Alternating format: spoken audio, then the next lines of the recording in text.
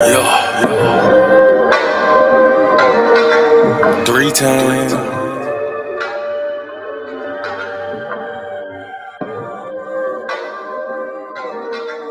4 times.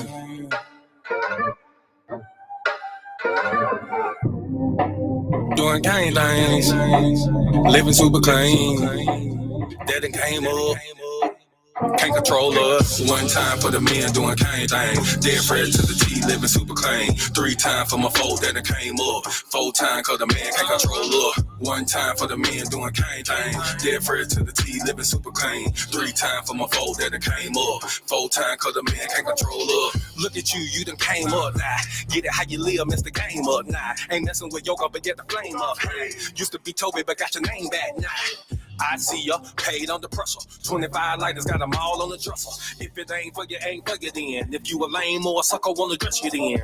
Grown up now, bump the childish ways. Got a wife and a bunch of kids to raise. Punch a clock side hustle or a business you endure to ensure that all the bills is paid. Slow clap for your homeboy. Could've turned out like your homeboy. Being on the same block, cooking up the same rock on the cell block lot with your homeboy. But no, you had vision, you had goal. Brand new you on the old time road. Take care of home where you bust your low. Black men don't cheat, screaming bumpy hoe. Real men talk, real king ways. Still in captivity, but minds ain't slave. Got a little wisdom, boy, you PD grade. Giving out the knowledge on the stoop these days. 1 time for the men doing cane thing. Dead fresh to the T, living super clean. 3 times for my folk that done came up. 4 times cause the man can't control up. 1 time for the men doing cane thing. Dead fresh to the T, living super clean. 3 times for my folk that done came up.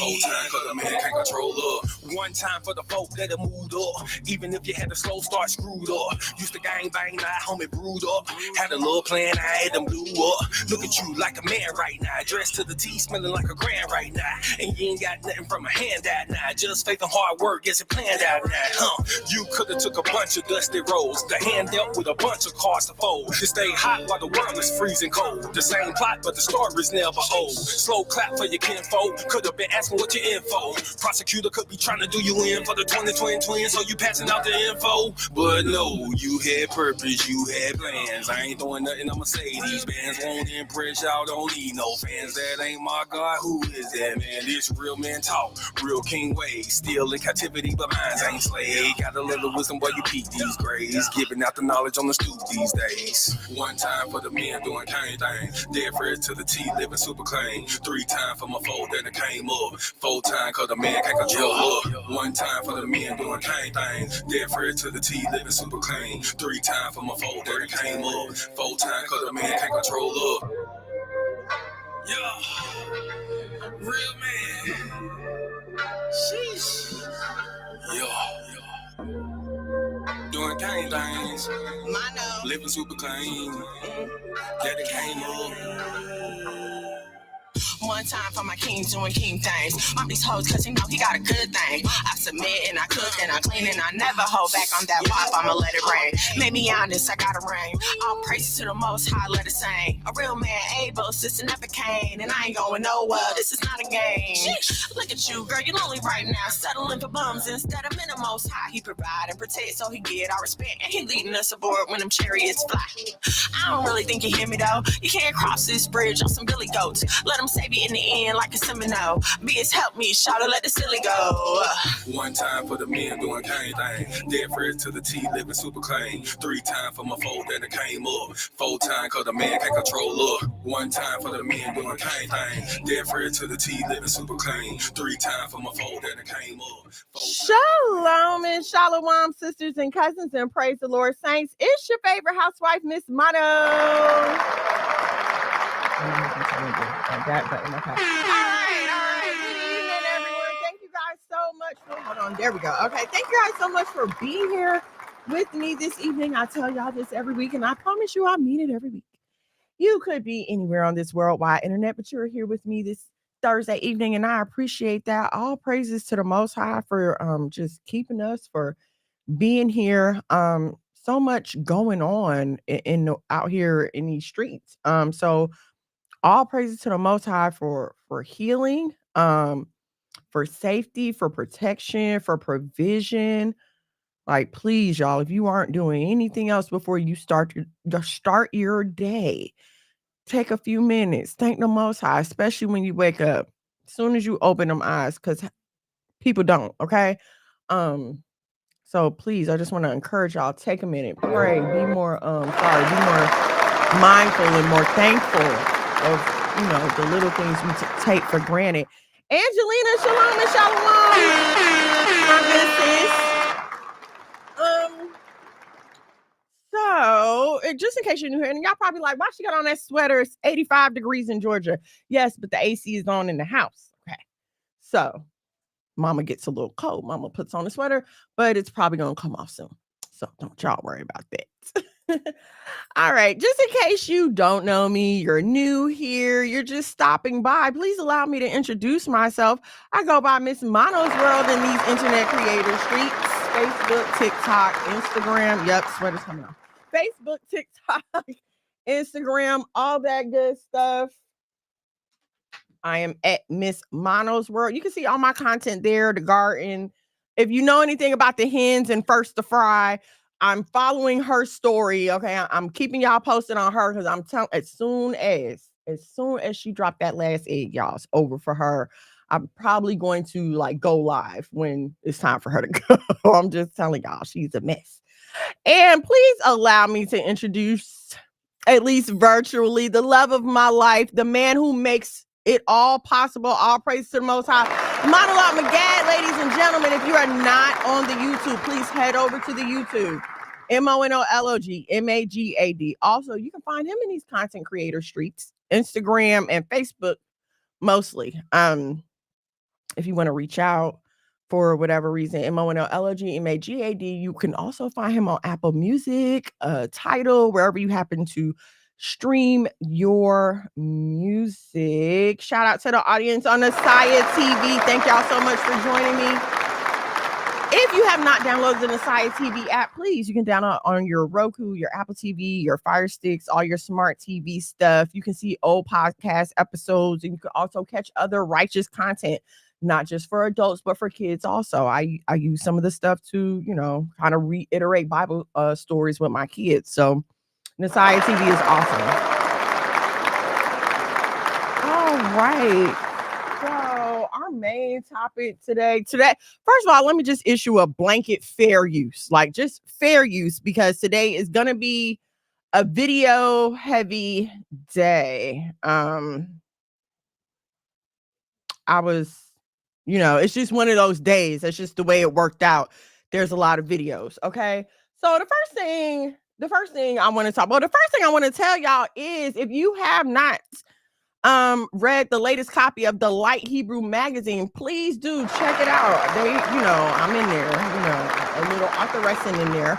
But you can check out articles in there, and then just other also righteous content, music, business owners, all that kind of stuff. The Light Hebrew magazine, TLHmagazine.net. I'm gonna get a banner and put it up there. All right, so how y'all doing? I hope y'all are doing all right. It's so much going on right now. I'm telling you, I was trying to figure out what to talk about, and I'm scratching stuff off the list, like the college campus protest. As the mother of college age students, let me just say, first and foremost, all praises that my kids aren't out there. Okay, I don't want my kids out there with that. But just knowing that it's not just college students out there. I don't know. I'm sure we all remember the summer of BLM, and they kept telling us, listen, these are not local residents that are tearing up their city and doing all this rioting. These are people that are being bussed in. Now, and I can tell you, I personally, for myself, saw a Craigslist ad during this time asking for people to come out and protest, and they was paying a nice little chunk of change by the hour for you to come out and protest. So here we are again with these college students and the protests for Palestine and Gaza, and the same thing is happening again. You have these outside actors that are coming in to escalate these situations, you guys. And while I'm not saying the students aren't involved at all, but what I know for a fact, and what's been proven over and over again, is that you have these outside actors, these bad actors, as they call them, that are paid to come in and take the situation to the next level. But all praises to the Most High. Like no one had to. No life was lost today when they were. I know at least at the encampment in UCLA, no lives were lost. So I'm hoping that that's just. I just want everyone to be safe. Like we're all humans. Period. I don't understand. I don't understand just the hate for other people. Like even with the Brittany Griner interview yesterday, the comments were just atrocious and just so full of vitriol and hate. And like at the end of the day, this is still another human being we're talking about here. This is still another human being who made a mistake, just like we're all capable of making mistakes. But because she chose to protest the national anthem in this country, because she chose to protest the national anthem, people are just determined to hate her. And I get it. We don't agree with her lifestyle. No, we don't. But at the end of the day, what we allow to happen to one Black person, is gonna happen to all Black people. And I don't know why we haven't got this over, in our minds. At least those of us who claim to be righteous. I'm not worried about the world. We know that they can get nitpicky, but those of us who claim to be righteous, I want us to just have a more balanced mindset. You know what I'm saying? Like, so all praises, no lives were lost today, at least in that situation. Did y'all hear about that 14-year-old that was killed in Wisconsin? He had a gun at school. From what I could make from the news report, someone called in the threat. They pulled up to the school, and I guess they caught him outside the school, and he's no longer with us. But all praises for the lives that were saved. What a sad state that we are in. That this has to be, you know what I'm saying, our attitude. But all right, let's get to our official side stories. Those are just like some things that were, floating through my mind. But let's get to our official side stories. I don't know if you all have been aware of the whole would you rather be stuck in the woods with a bear or a man conversation. This has been going on TikTok, at least I know, for a few days. And I think it may have, spread to Facebook or whatever. And I'm just going to say, I did not think that, I hate the fact that people do not allow for nuances when you're making a general statement, okay? In general, a strange man that I don't know is more dangerous to me than a bear. And I know y'all probably thinking like, oh, you making that up. Oh, you making that up. Okay. Y'all think I'm making it up. You know, I don't like to come on here and just tell y'all stuff with no explanations or anything. So hold on, give me 1 second while I pull up the proof for y'all. Okay. I'm gonna share my screen so we can all see it. Okay. The answer to the question from the most official source, not this woman. Hold on. Question.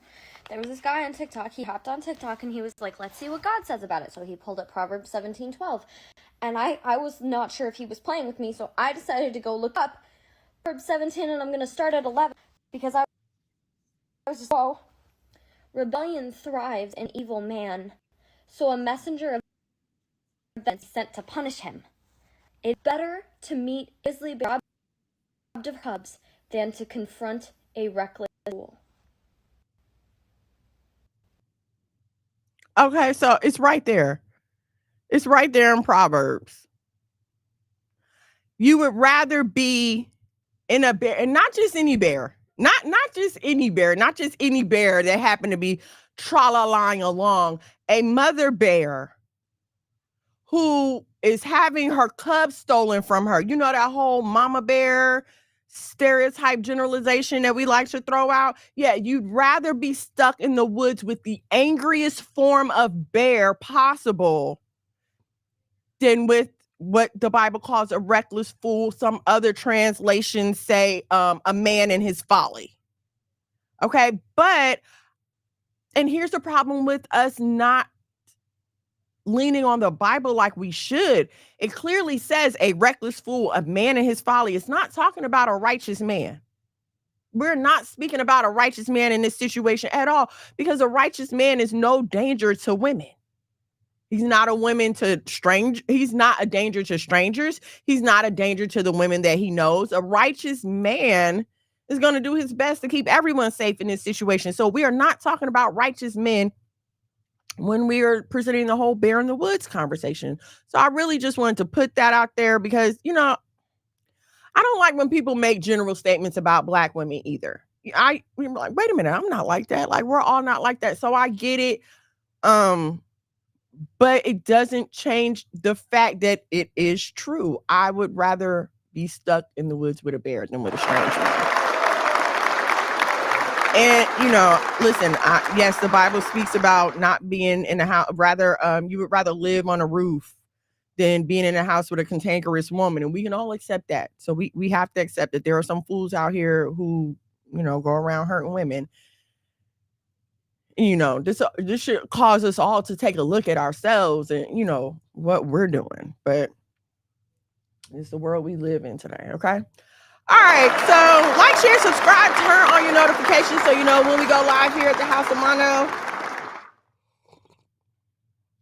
Got some cinnamon apple tea and some lemon. Is so good. My favorite cup. Okay, and so let me say this. I had no idea why the Kendrick Lamar diss was called Euphoria. I really didn't. I've never watched the show. And so I was like, okay, is that supposed to be like some kind of right? Stop. Okay. I wasn't ready for that yet.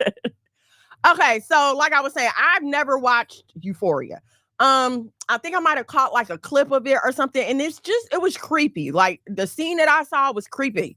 And I was like, oh no. And then I think I read about it. It was talking about teenagers and drug use and sex. And as a mother of teenagers, like as a mother of teenagers, it became hard to watch teenagers having sex on screen. Now, when I was a teenager, it was nothing. It's like, okay, sure. And even, before I had kids, whatever. And when my kids were younger, okay, this just happens. But now that my kids are of age to be participating in or possibly be participating in these activities, hell no, I don't want to see that on TV. It's going to creep me out. My anxiety is going to be through the roof. Val Shan, Shalom and Shalom, sis. Thank you for joining me. It's going to have my anxiety through the roof. I don't want to see this kind of stuff. Okay, so I had no idea why the diss track was called Euphoria. I'm about to show y'all this video and then we're going to come back and talk about it. Okay. Because listen, I get why they want to ban TikTok. Okay. Look, you can learn anything you want on TikTok. I trust TikTok more than I trust Google at this point, honestly. All right. So we're going to watch this video and then we'll come back and talk about it.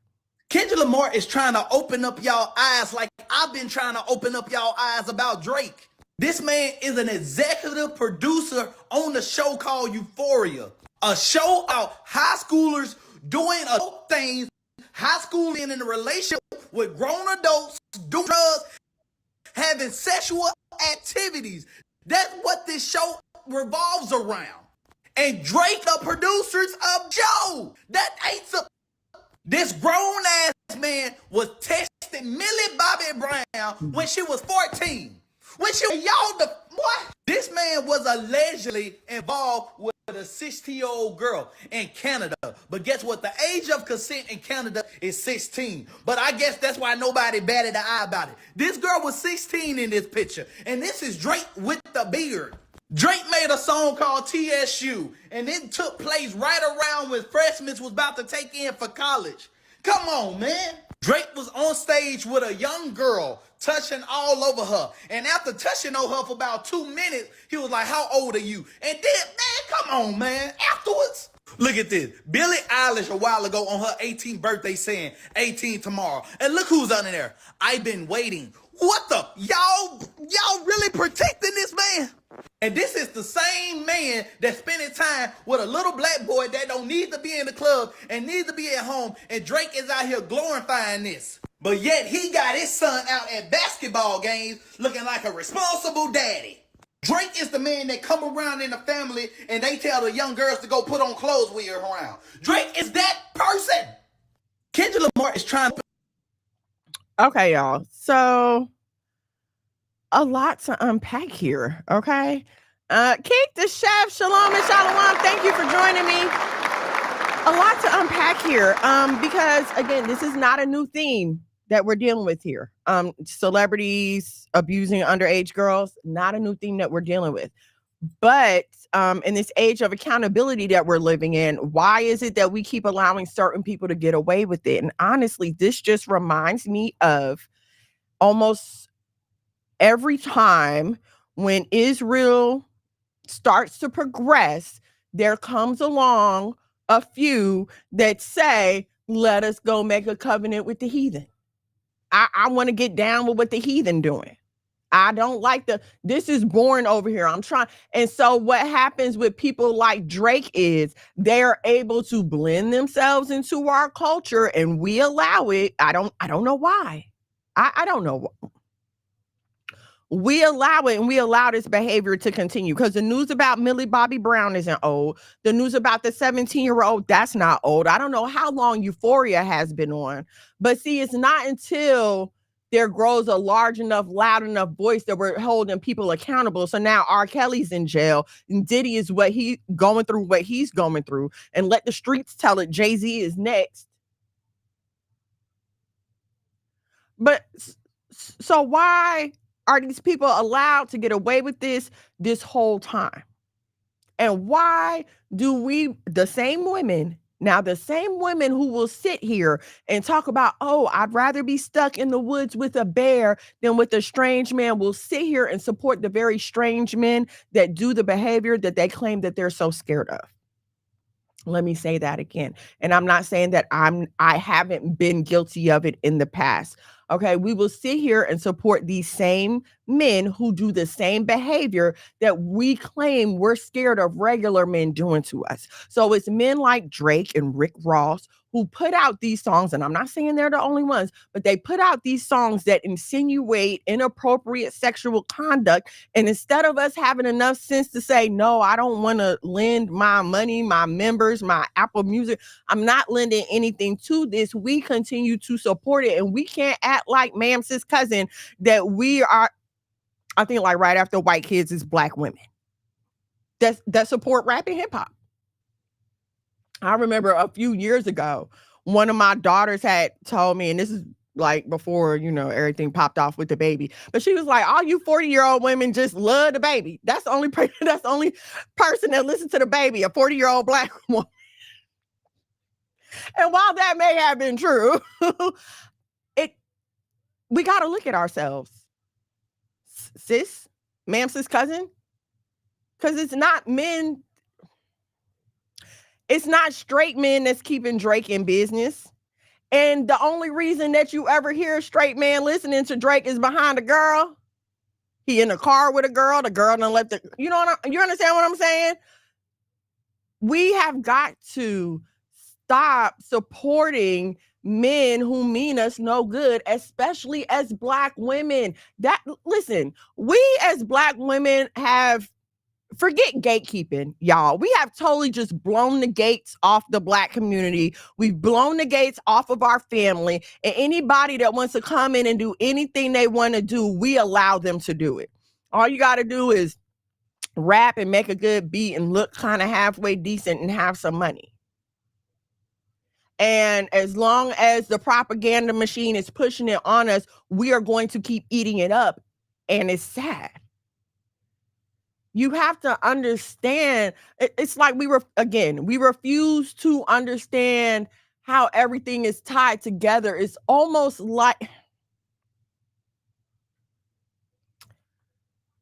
for me, I'm trying to find the words to say what I mean. The Bible tells us that there's a firmament over the earth, right? There's a firmament. So we are literally enclosed in a dome. Whether you want to believe flat earth or not, the Bible says there's a firmament and waters above the firmament, okay? So we are technically enclosed in a ecosystem. And if you go back to science class, if you remember anything about an ecosystem, every one thing affects the other. The presence or the absence of one element will affect everything in that ecosystem. That is why when an animal goes extinct, it's so detrimental, because now you're taking something out of the food chain. You're possibly putting other you are putting other animals in danger. You've taken a whole slot out of the food chain, and now everything's out of whack.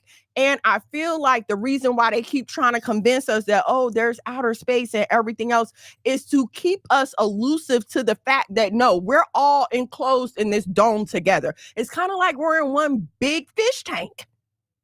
It is. But they don't want us to think that, because then we're going to start realizing that, oh no, we're all connected. This is affecting all of us. All praises to the Most High. You know, you probably never been assaulted. At least I'm hoping. I don't wish anything horrific or anything on anyone else. But you have to understand, like, the spirit that is allowing this kind of hurt to go out is coming in different forms. So no, you may not get it one way, or you may not deal with it one way, but so I want us as women to, like, just be more responsible. We're the shoppers, we're the consumers, we're the ones who have the kids around us the most. And if I'm constantly playing music around my son that's telling him that it's okay to put a Molly in a girl's drink, and she ain't even know it, and it's okay to be sleeping around with teenagers, which, when you're a grown man, what kind of behavior am I gonna expect from my sons when they get older? How can I get mad when they start living what I've been allowing to be preached to them for all their lives? Because that's why we go to church every Sunday, right? Because we want to hear the word, because we want to change our minds, we want to renew our minds, right? And we want to hear the word. So we go to church every Sunday. Well, why do you keep listening to the crap that you're listening to, even though you claim that's not the life that you want to live anymore? Why do you keep listening to people, and why do you keep allowing these people to speak things into you and to you that you're claiming you don't want to do anymore? Sorry, y'all, I'm trying to get this fan unplugged and it's not working. That you claim that you don't want to do anymore. And we'll sit there and we'll cry in prayer, Lord, please take this from me. Please deliver me from this. I don't want to deal with this. I don't want to deal with lust. I don't want to deal with this. I don't want to deal with my bad attitude. I don't want to deal with fornication. I don't want to deal with these things. Please take it from me. But we're not willing to cut out the things in our life that's feeding the thing that we say we don't want to be doing anymore. I was, but now I'm hot. Please, sir. Yes, thank you. My husband, y'all, he takes such good care of me. I don't know what I do with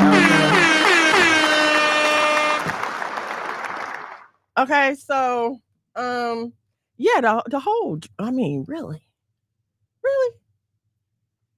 it's too much. It's too much for me. Like, share, subscribe, turn on your notifications so you know when we go live here at the House of Mono.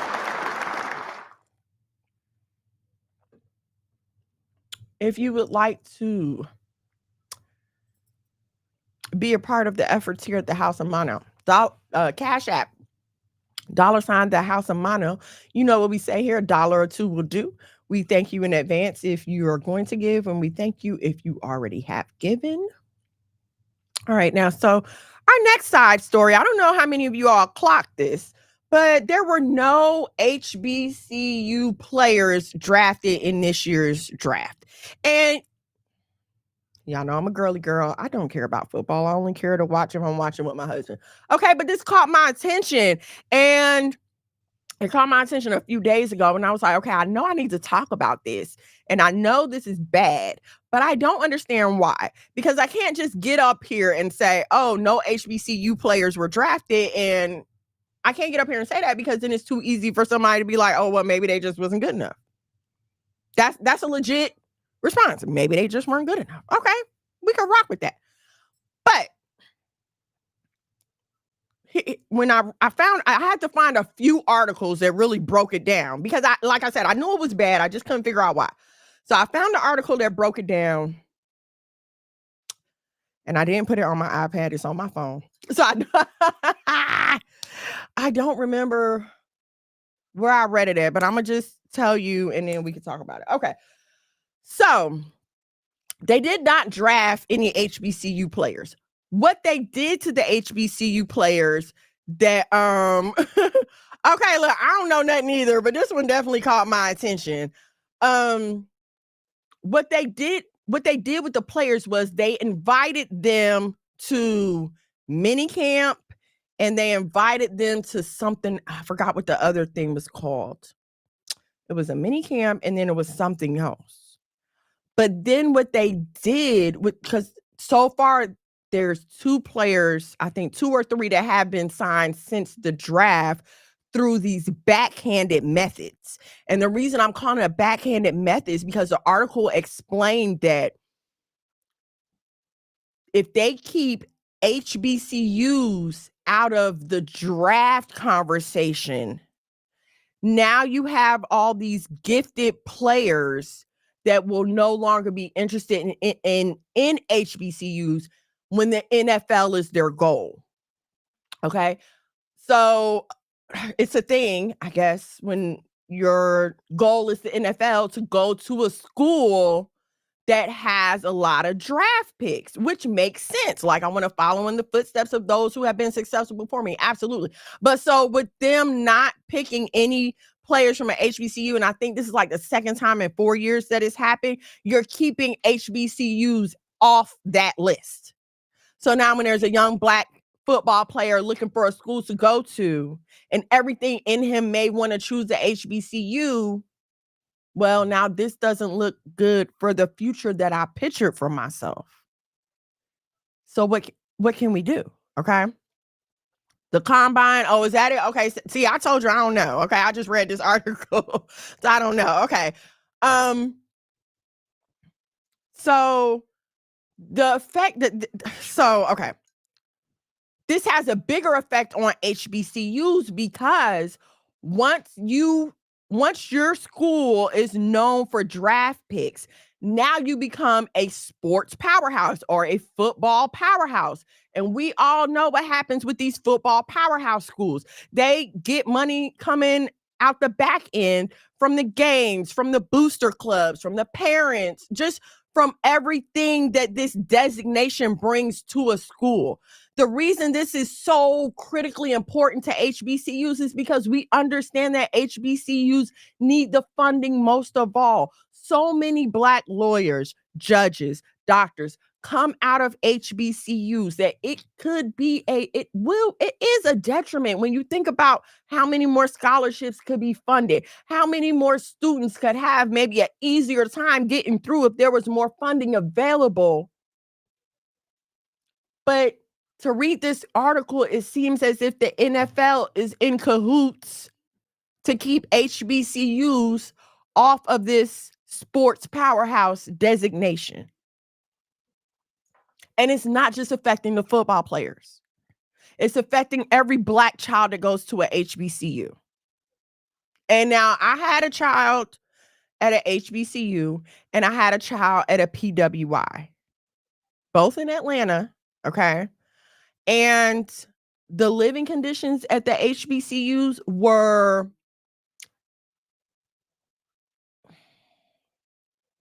I mean, I don't know how to put it.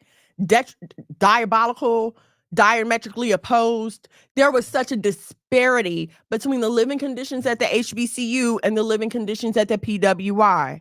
Okay, my one of my daughters was at Georgia State. They were living in the old Olympic Village, nice apartments. Like her first year, she had a roommate, and they shared a bedroom, but they had like separate living space, and they had their own bathroom within their apartment. Every year it was like this, and then like her senior year, the girl she was roommates with her junior year was resident director. So they had a bigger apartment. They had their own bedrooms. They still had to share a bathroom, but it was nice. The HBCU child, listen. They had my baby sharing it was just one space. It was like a studio apartment. Okay. So she had to share the space, and then there's shared bathrooms in the hallway, which I don't think I need to tell you are not the cleanest. Okay, there wasn't always supplies. Sometimes there wasn't even hot water.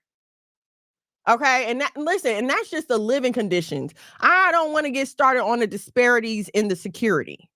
Okay. Some HBCUs are worse off than others. Spelman and Morehouse, their security at those gates. Oh, baby, they do not play. You're not just coming up on this campus. Clark and Morris Brown, anybody can walk up in there. Anybody can walk up in there. It's open air promenade at Clark. That's how my daughter was freaking witness to like freaking 3 or 4 shootings while she was living on campus. This is why Dion living at HBCU was a big deal. Yeah, and now I'm starting to see. I'm not gonna lie, I couldn't see it before.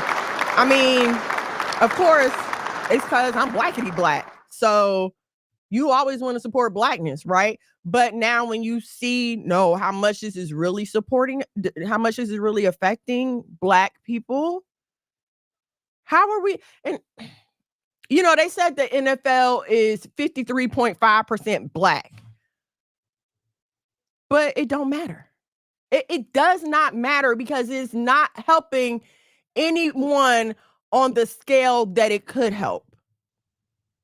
It's not helping anyone on the scale that it could help. Because if the HBCUs were just as involved in this sport powerhouse dynamic, and I mean, these are like, if I understood the article correctly, these are Division I schools.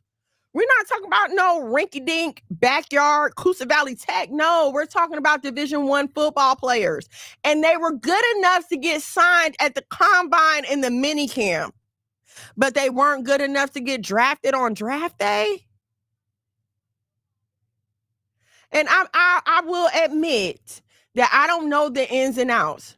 But I'll be doggone if you're going to sign me after you make me walk through the back door. And listen, I don't know. Okay. So I'm not going to sit up here and say, oh, they should have walked away. I don't know the sacrifice. I don't know the work that was put in. I don't know what their parents went through. I don't know their living situations. I don't know how much an NFL check is going to change them and their families' lives. And I'm not mad at that because listen, what you won't do, another will. All right, so fine, black boy. You don't want to sign, we'll get another one of y'all to sign. That's no problem, okay? So I could understand why it's not so easy to just be like, hold on, this not right. Okay, because we can't lie and be like, oh yeah, we're gonna be there to support them, and then we can't act like it's just so easy for them to go out here and have other options. The average Black person doesn't have a family with $1 million business to fall back on where they can go and get a job with their family and say, bump y'all, I don't need this. These players may be the first college graduates in their family. This may be their family's opportunity to finally make it out the projects. So I dare not sit here and condemn them or talk down to them. But we as a community, man, we keep dealing. But y'all just had to be integrated. Y'all just had to be integrated. The Negro Leagues wasn't good enough. And this is why I refuse to celebrate Jackie Robinson anymore. I refuse because that man single-handedly dismantled the Negro Leagues. All it takes is one to walk away. And that's what happened with the Negro Leagues. He came over to the major league, started making that white boy money, and but in a people that are as separated as we American descendants of slaves are, and when you read the Bible and you understand that this has constantly been our people's downfall, always wanting what other people have.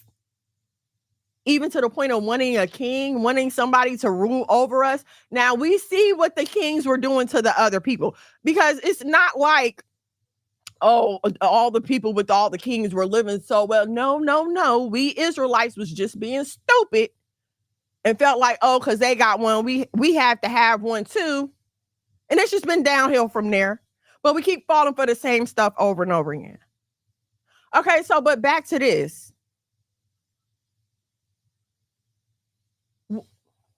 I wish that just for one season, every black athlete would sit out. I wish just one season in basketball, one season in football. I don't know how much we got baseball down, but let's count on our Afro Latino brothers for that one, okay? We don't really get down with hockey, so. But one season of basketball, one season of football, one season of baseball with no brown faces. But we can't do that, and I understand why. I understand. We are caught up in a system. We're caught up in a system. I get it. And you can't ask somebody making millions of dollars a year to go take this regular job. This man done got accustomed to a lifestyle. His family's accustomed to a lifestyle. I can't just ask anybody to throw that all away.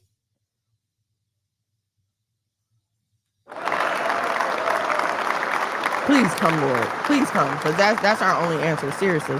It's hard for players to pick HBCUs. I just had this conversation with little cousins, especially when PWIs offer so much. Exactly. I mean, even in the recruiting process, the PWIs have more to offer you. I can't imagine on social media if you're signed with a PWI, then besides Dion, I mean, how many other black athletes are supporting HBCUs? They don't hire HBCU coaches. We already know that. LeBron, did he send his kids to HBCUs? We ain't even want to talk about Dwayne Wade. I don't care where his kids go. But you understand what I'm saying? Like, we don't support HBCUs. We don't.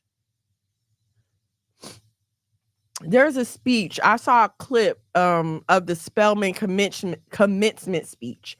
And the speaker was saying that black faces in high places don't do anything for us. Because once these black people get high enough, they forget about what they consider the lower rung of black people. There is a development being protested right now in Atlanta. It's called Cop City. And what they want to do is they want to clear out an area of forest. They want to empty out people's homes and build a like a fake neighborhood where they can practice cop drills and all their, whatever rehearsals for whatever events that they go through or whatever. And one of the proponents of this is freaking Keisha, whatever her name was. And she was the freaking mayor of Atlanta. Atlanta is supposed to be a black city. Why is this being allowed to go on here? Why is this being allowed to go on here? Y'all need to understand something. These black women that get up here and claim their little AKA affiliation, they don't mean you no good. Kamala's supposed to be a AKA, but every time you turn around, she's sitting up here telling black women that their best choice for sexual freedom is to kill a baby. She went to Howard. She went to a HBCU. She pledged AKA, and now look. She's Joe Biden's vice president. Joe Biden. I'll let y'all deal with that. He was putting HBCUs on the map, which was drawing in top recruits, and then he fumbled the ball. He did. Hard. On all of us. Okay? So, yeah, that's crazy. All right.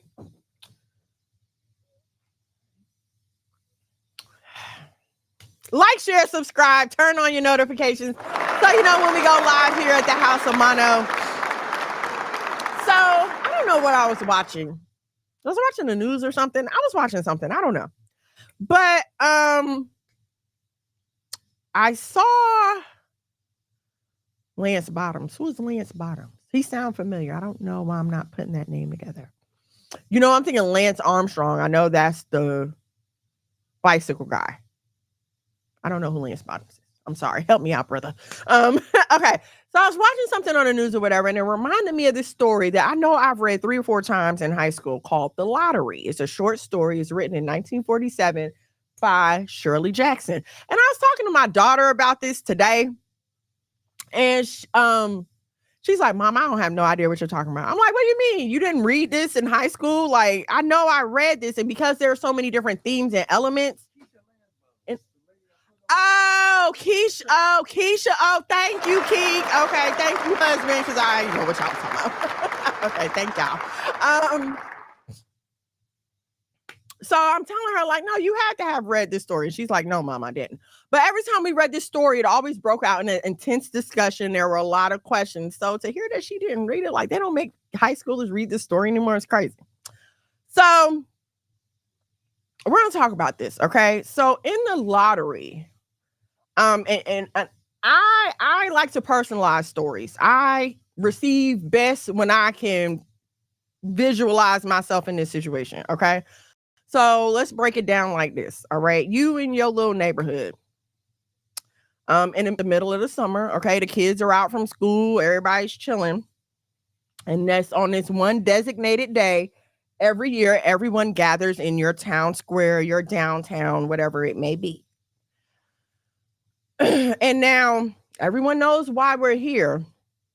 But as you're reading the story, the lottery, you haven't figured it out yet. Like the reader doesn't know. The town people know, the reader doesn't know. Okay. But so you're there, you're gathering your children, and the children that are gathering are walking around picking up stones. They're just looking for stones, walking around picking up stones, making a pile of stones. And so they're, calling everybody's name, making sure everybody's attendance, and a few stragglers are coming. And y'all are all in a circle around the mayor, the city council person, whoever's in charge. Y'all are all standing around this person. This person is holding a black box, and inside this box are slips of paper. Okay. And so all the families are gathered. The way it works is the head of the household picks a slip of paper first, and then the members of his household will pick a slip of paper. No one can look at their paper until everyone has a paper in their hand. It's like when we used to take them tests at school. Do not flip over your test until I say it's time. Okay. So everybody's holding on to these slips of papers, and we're all waiting. And so now one by one, the heads of the household open their papers first. Okay. So your husband goes first, and then you go, and then your kids go, and then you go on to the next family, and the husband and you and the kids. What we're looking for is a one slip of paper with a black dot. All right. So your neighbor's family gets this black dot. The husband has the black dot in his hand. And so, of course, the wife is hysterical. Like, no, I don't, no, this can't be. This not right. This not fair. And now, mind you, while all of this is going on, there are murmurs of people complaining, say, I don't understand why we keep doing this. They stopped doing this in other cities. This is antiquated. We don't have to keep doing this anymore. And this one old person, the oldest person in your town, in the lottery, he was 77 years old. So we just going to say this man is 77 years old, but he's the oldest person in your town. Okay. And he's like, no, everything's fine. I don't see a reason to change anything. Everything's been working just fine. We need to just proceed like we've been doing. Okay. And this whole process is called the lottery. Okay. We need to just proceed with the lottery like we've been doing. And he's just putting his foot down. No, we're not going to change anything. And the other people who are in charge of the town, they with him like, no, we're not going to change nothing either, because these people get to write up the slips of paper and put it in. You understand what I'm saying? They're all in charge. So they don't want it to change. And the old man don't want it to change because he figured it's been working for him this whole time. No problem. Okay. But now your neighbor's husband has the black paper. The black dot on the paper means someone in your family is going to be selected. And so the neighbor's wife is upset. No, this isn't fair. Y'all made him pick this paper. This is not right. So the men folk of the town tell her, shut up, mind your business. This is just what we have to do. And the husband also quiets his wife. And so now the neighbor's family has to put their papers back in the box. So however many people are in it, say it's a family of 5, the husband, the mom, and 3 kids. Okay. They all put their papers back in the box and pick again. Okay. And so when they pick again, your neighbor's wife has the black dot this time. And so as your neighbor's wife is kicking and screaming, she's led to this chair. As she's led to the chair, the pile of stones are being picked up. And as she's crying, no, this isn't fair, this isn't right, everyone in town starts stoning her, including her own children and her own husband, until she's dead. Okay. And in the breaking down of the story, you understand that this was actually something that was done once upon a time, because it was thought that the sacrifice of a human would bless the crops for the next year. So every year, your town does this ritual, okay? And it's a few things struck me about this story, especially living in the day and time that we live in. Jessica, shalom and shalom, sis. Thank you for joining me on the IG. Head over to the YouTube at Monologue Magad, MONOLOG MAGAD, so you can see and hear and be a part of everything. And so I want to examine a few characters from this story. The first character I'd like to examine is the old man. And it was just weird to me because, again, this thing happens every year. And he's 77 years old. He's the oldest man in the town. So, of course, it's been working out for him because he never got a black dot and he never got picked. And so, of course, why would I change anything? Everything's been working fine for me. I'm good. And I know we don't like to say this, but it kind of reminds me of how some people, now I'm 43, so it kind of reminds me of how some people my age and older who have kind of gotten comfortable in life and feel like, oh, I'm good. You know, my house is good. My bills are paid. My job is working fine. I got food. Everything is good. Everything is midline. There's no ups and downs. My life is fine, and I'm not going to disturb that. It doesn't matter how many people that look like me are getting shot by the cops. Them Negroes just should have been behaving. You young people always going out here finding something to complain about, but massa been good to us. That we can't act like that's not the attitude. Jessica, shalom and shalom. Thank you for joining me, sis.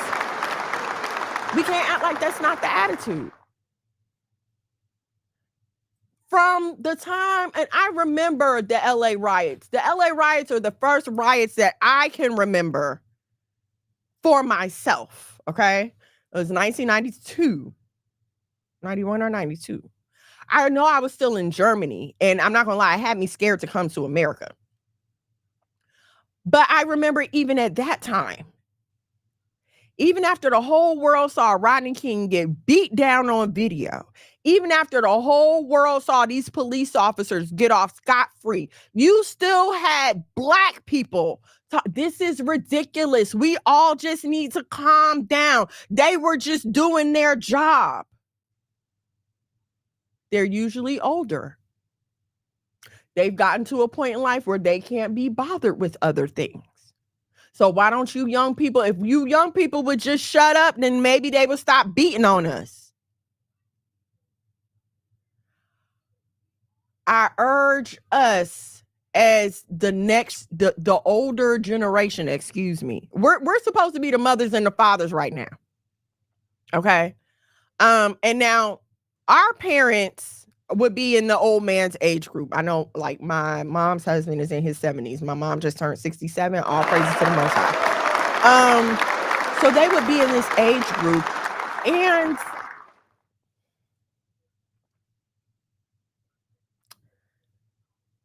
me and my husband coming along with the truth of this Bible, and me and my husband coming along and asking questions like, well, you know, how do you explain this in the Bible? How do you explain that in the Bible? caused them to go into this old man mode. Well, it's been working just fine for me, with no answers, nothing to support what they're saying. Just, it's been working fine for me this whole time, so there's no reason to disturb it. Never mind that you've been living a lie this whole time. Never mind the things that you have possibly been robbed of because you have been living this lie. Never mind the liberty that it could bring for you and your children because you're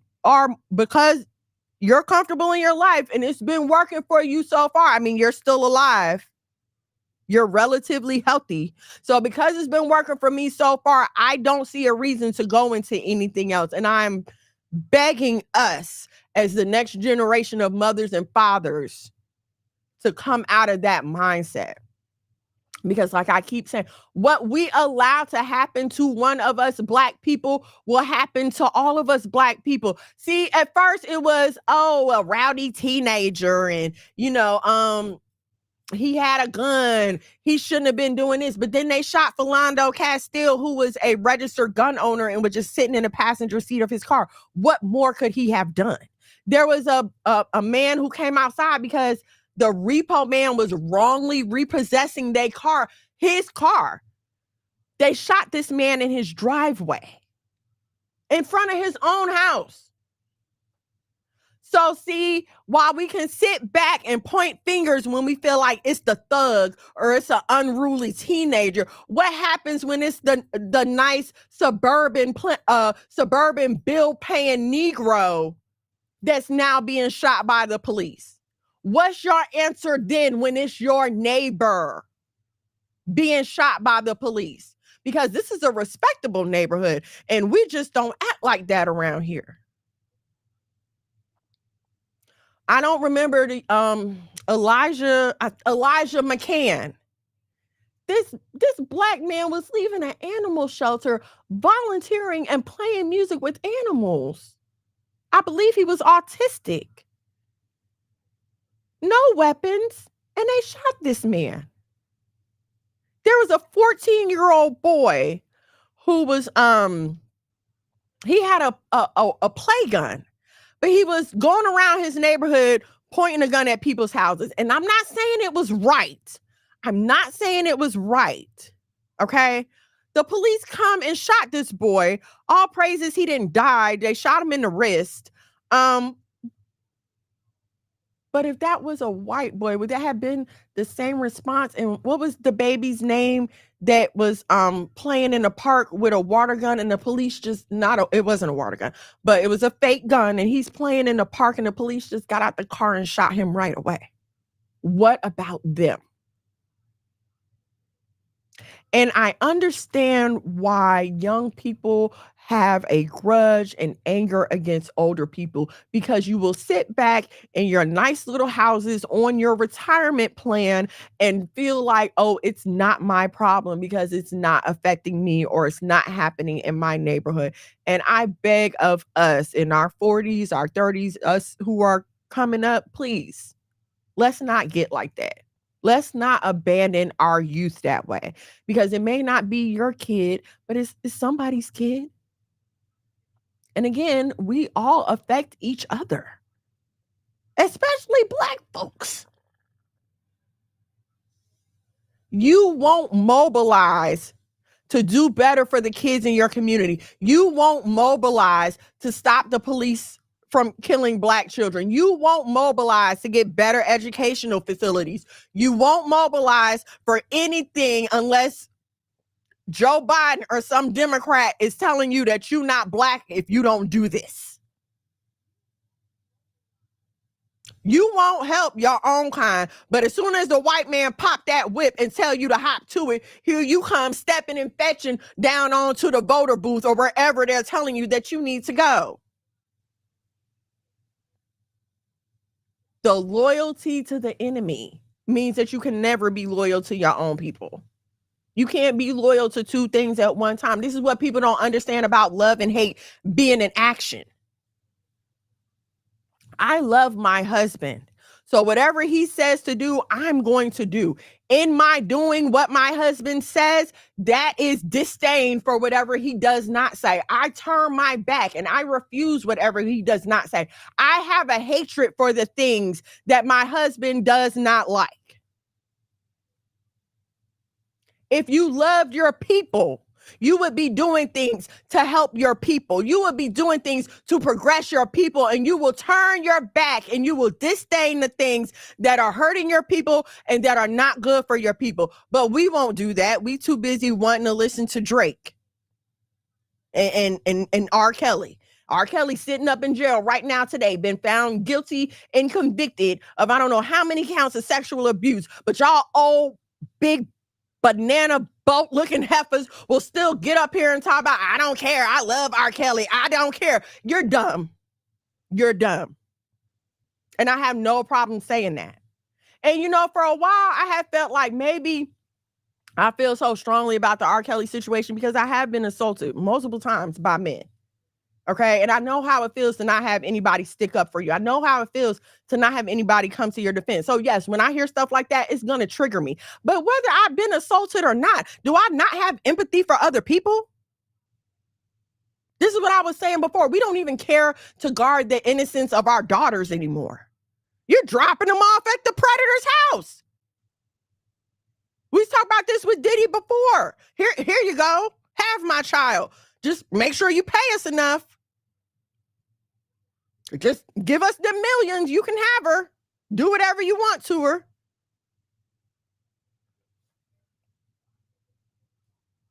How can we expect better from the young people when the old people can't even figure out what's wrong with y'all? What's wrong with, well, look at y'all. The ones that's pointing over, what's wrong with that general? Look at you. Look at what you've been doing. Look at the mess you left us to clean up. Y'all been sitting in black church for 30, 40, 50 years and we ain't no better off for it. No better off for it. Just as poor. Still living in the same old ghettos. Church right down the street. People getting shot in front of the church. Nobody cares. Don't matter how you act or what kind of man you think you are. You just another nigga to them. Right. Oh, Tamir Rice. Okay. Thank you for reminding me. And now, so another person I want to point out. Another person I want to point out is the wife. Okay. And I made it the neighbor's wife to make the story personal. But I like to look at the wife in terms of how we as women are conducting ourselves today. Because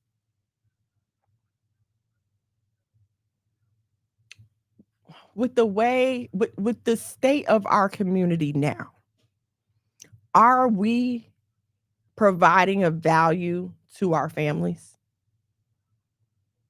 Are we nurturing them as we should? Let's start with the husband. I mean, when you get married, are you trying to be a good wife? Are you trying? Or can your husband live without you? Yahweh forbid we were still living in this lottery time and you had to be sacrificed. Would your family really be that upset? Or would they be like, oh, well, guess it's time for dad to get a new wife. We're looking forward to meeting our new stepmom. What would be your family's attitude if you had to be taken for any reason? And I fear to say, with the condition of the Black community, that there would be a lot of people cheering for the wife and the mom being sacrificed because we're not wife and mothers anymore. We're more content with being girlfriends, jump off, side pieces, and baby mamas than we are with being a wife and a mother. We have become so absorbed in self-care culture that our self-care has now become our only goal in living. We get up, we send our kids to school.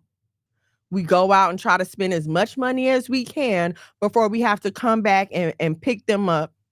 We throw our man anything if we're feeding him at all. Forget feeding him at all. Are you home at all? Are you home at all when your man come home from work? Are you home at all when your kids come home from school? Are you there helping them with their homework? And look, I'm not bashing if you have to send your kids to school. I understand do what you got to do. But where's the support afterwards? Are you doing what you can with the time that you have? Are you making an effort? Are you giving of yourself? Are you being the example to your family? Or are you being an example of what they shouldn't be doing? Are you planting seeds of black man hate inside your children? Because when you talk bad about black men, black lady, please understand that you're not just affecting your daughters, you're affecting your sons and their self-esteem as well, because he got to look in the mirror and realize, wait a minute, I'm a black man, and this is what my mom says about black men. You are so discontented because you do not want to repent and turn from your sins that you will speak death over your children. You will speak hatred over your children. You will speak sin and disobedience over your children just by you sitting there bashing marriage, bashing their father. You're not being a good wife. You're causing problems. You're causing tension in your home. You're causing stress. You're causing anxiety. You are supposed to be a part of a well-oiled machine. And when one part of that machine is out of whack, the whole machine breaks down. Look at your car. Let that starter go out. You ain't going nowhere. Let the alternator be out. Sorry for you. Let the battery be dead. Try again, Sam.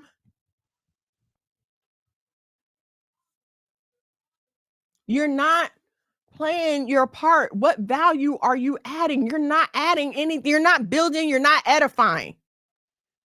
What good are you? Please, I want us as women to do better. I want it to be listen, I try my best every day with my family. Not so much for them. Don't get me wrong, because yes, I want my children to be as healthy and as balanced and as stable as they possibly can be. So yes, I'm not saying that's not important.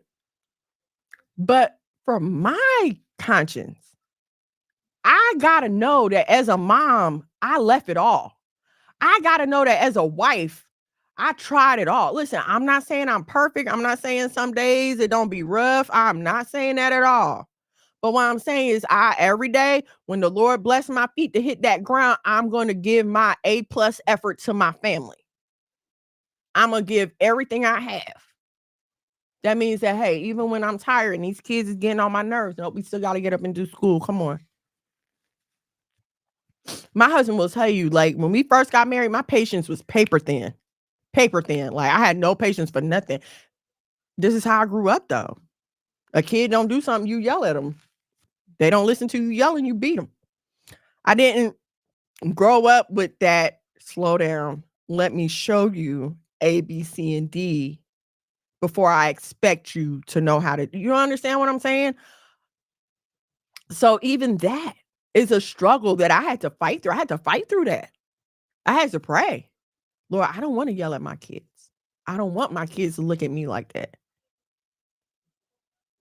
And I take that on every day because no, it's not a habit for me anymore. It's not a problem, but every now and then that devil try to rear its ugly head.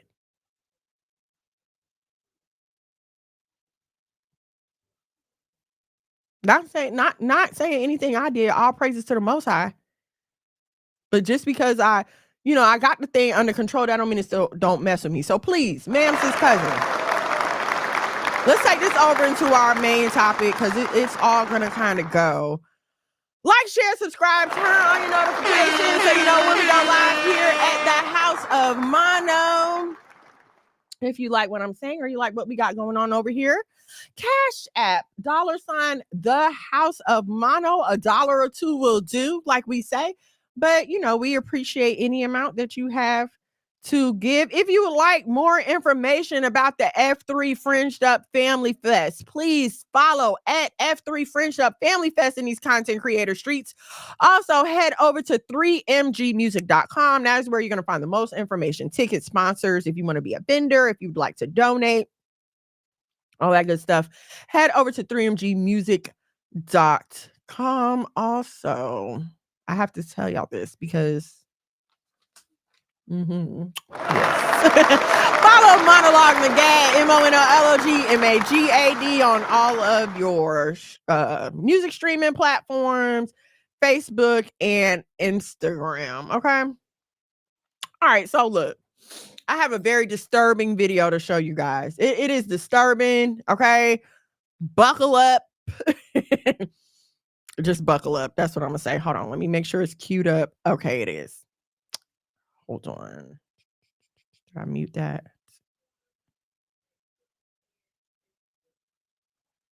Hold on. Okay, hold on. Okay. I was trying to make it full screen, but I don't think it's gonna let me. So I'm just gonna share the video with y'all. Okay. And then we're gonna come back and talk. Remember our main topic, you think you got a penis. Okay.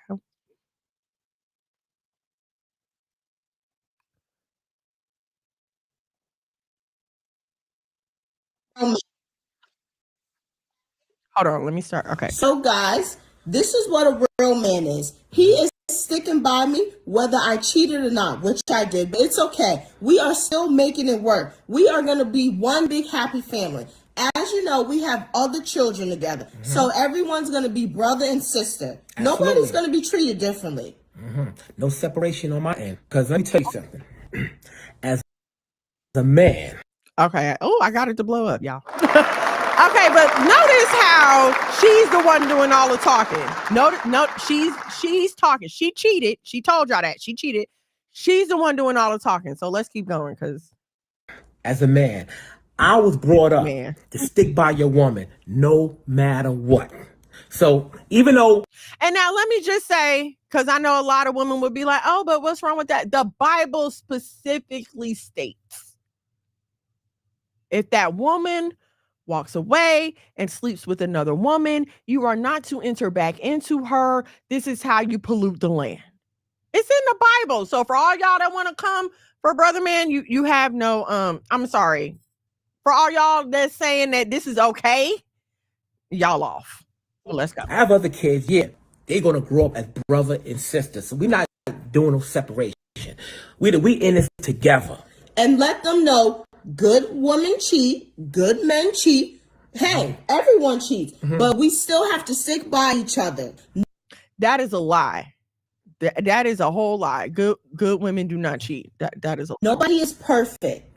Men, good men and good women cheat. They do things that they have no reason to. That's why, this is hard for me right now, but literally the as opposite a man, of a good person. Literally the opposite. I'm there for those kids. It was hard for you, but it's hard for me. Those boys, they had nobody. You were there. You know how depressed I was. And you took that step and you said, you know what? You don't have to go through this alone. I will be there. That's right. Think about all the family dinners that we do. Once a week, we go to dinner. You know how happy everyone is? We're not going to break that up over a mistake. That's why. But where was you when all these family time? Ma'am, where was you with the once a week family dinners? If the family was so important, where was you? But let's keep going. Although I'm hurt, but I'm not stepping out. And I'm with you all the way. We talked about this. We're not going to let our family go through anymore. That is in the past. We are moving forward. Who is we? Who is we? See, this is what's making me mad about this because now it's we. Now you want to be speaking French, but it wasn't we when you was laying up with that man. Let him put them babies in you. Wasn't no weed in. And where's that man now? Nowhere. You back here looking at this simp. He's a simp. I'm sorry. This is the lamest. I would be embarrassed. But then again, she's a hoe. She has no shame. But I would be embarrassed. If this was my husband, I would be embarrassed. But let's keep going because we're focusing on the family. That's the bond. That's the foundation. And to solidify our foundation, we are going to have another child. And and we a fool and his money. a fool in his. We are going to continue to bring more into this world because we love each other and we will never let go. Yeah. Good men and good women cheat, but we will always be one. Yeah, man. Like I said before, man, this is like when I first found out she cheated behind my back. You know, it hurt me, man. Like, you know, it was like get a punch to the chest. It's okay. Get your words together. They understand. But I took it like a man, and I love those kids, man. And I can't see myself without them. I can't. You know, even though we got a blended family, like, you know, I got my kids, but we're gonna keep them together as a unit. It does not matter. And let me just say this, okay? We have a blended family, all right? But this is not a blended family. This is some whoredom going on, okay? Because we had children when we came into the marriage. After the marriage, the children we had them together. Okay, what? No, we got married and then somebody stepped out. No, that is not what a blended family means. Y'all got it. All of our kids are together. We had them. I don't care what father, what mother. Those are all of our children. And everyone knows that. You will always be in all of their lives. The twins need you. And we made a decision. We're not going to tell the children that he's not the biological father. More lies. To that. Lies on top of lies. That's right. And I'm on board. I mean, look, it's so much. Hold on. Let me get to y'all comments because when I saw this, I was like, this has to be fake. There is no way that this grown man is sitting here letting this happen on social media for all of the world to see. But he did, okay? Sister Perez, shalom and shalom. Yes, crazy, totally crazy. You got the desired results from older kids without children. Right, that is true, you do. She's a devil. He's a weak dude. Blasphemy. Thank you. Real women do not cheat. Let me say this, okay? As a woman, proud biological woman, the process from meeting a man at hello to ending up under a man counting his ceiling tiles is a long and extensive one. At least it should be. Because as a woman, let me tell you something. If you're not here, don't worry about nothing else. If you're not in my head, don't worry about nothing else. If I'm not into you emotionally, sir, you can get the hell on. Cheating for a woman is never an accident. It's never an accident. And don't come at me about men. That's not what we're talking about. We're dealing with women right now. And I have no qualms about saying it's never an accident, boo-boo.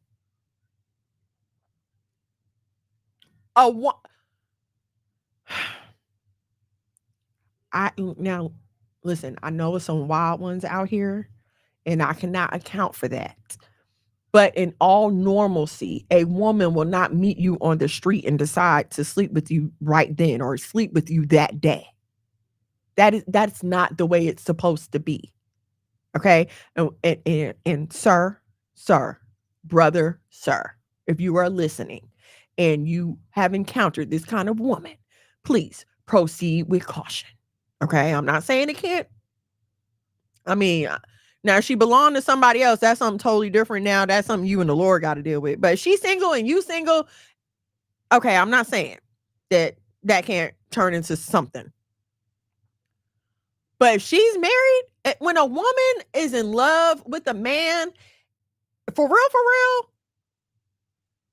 it would take something drastic for me to even consider. I don't even want to talk to another dude. Like, even before I was married, if I like you. You was my favorite. I don't really want to be bothered with nobody else. You my favorite. You the one I want to be around. So it's never an accident. Okay, let me just leave y'all with that little nugget. It's never an accident. Sick of this here, and then they wonder why these women died due to their flesh. Exactly right. Bruh, sweet, and she know. Do you really think that's what it is, Keith? I mean, really, like, I don't know, because I don't know. Let me just say that most gay men would not tolerate a woman looking like that. I don't know. I could be wrong. I don't know. The way she consoles him after betraying him blows my mind. It's giving if this was when Derek Jackson was on the internet confessing to cheating with his wife, and he was doing some of the same crap that this lady was doing, they ate him up. Called him a narcissist, manipulative, emotionally abusive. That poor girl, look at what she's going through. I need y'all to have that same energy for this trash bucket. And then you get on. Y'all was talking about how Derek Jackson's wife looked. Same.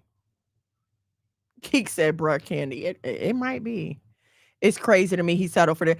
I don't understand. But when you look at him though, when you look at the man though, are you surprised? Are you surprised? And I'm not saying that to be judgmental or, well, no, I am being judgmental. I'm judging. I'm not asking if you're surprised to be mean. I'm not asking if you're surprised to be mean. But he don't even look like he got a backbone. Like clearly this is the kind of dude that any kind of woman can run over. I am on my main topic because she thinks she got a penis running around. So I'm on the main topic. I couldn't even be interested in this kind of man, because what you gonna do? Like, what are you doing? You're not even walking in your masculinity. Yeah, come on. You're not walking in your masculinity. So how can I even be attracted to you? Myself as a feminine woman, I'm looking for undeniable masculinity. That brother did not have that. And she said, but it's really his fault. Oh, God, it is. It is. Keep the chef. How y'all marry these dudes? I don't know who y'all is. Y'all see mine. Ain't no y'all. Y'all see mine. I don't know who y'all is. Yeah, ain't no y'all, my boy. Right. That was crazy. Period. You don't even see nobody else when you really into someone. You don't. Listen, when you like a dude, you only want his text to pop up. You only want him to call you. Anybody else call you, you answer the phone all irritated. You might entertain them if you bored or hungry, want to hang out for a little bit, and the one you want isn't available. But when you know the one you want, that's the one you want. So clearly she don't love this man. Like, I broke my thing. Atticus came in here a few weeks ago and dropped it, remember? Clearly she don't love this man. She don't like this man. I wouldn't. Oh, you fixed it.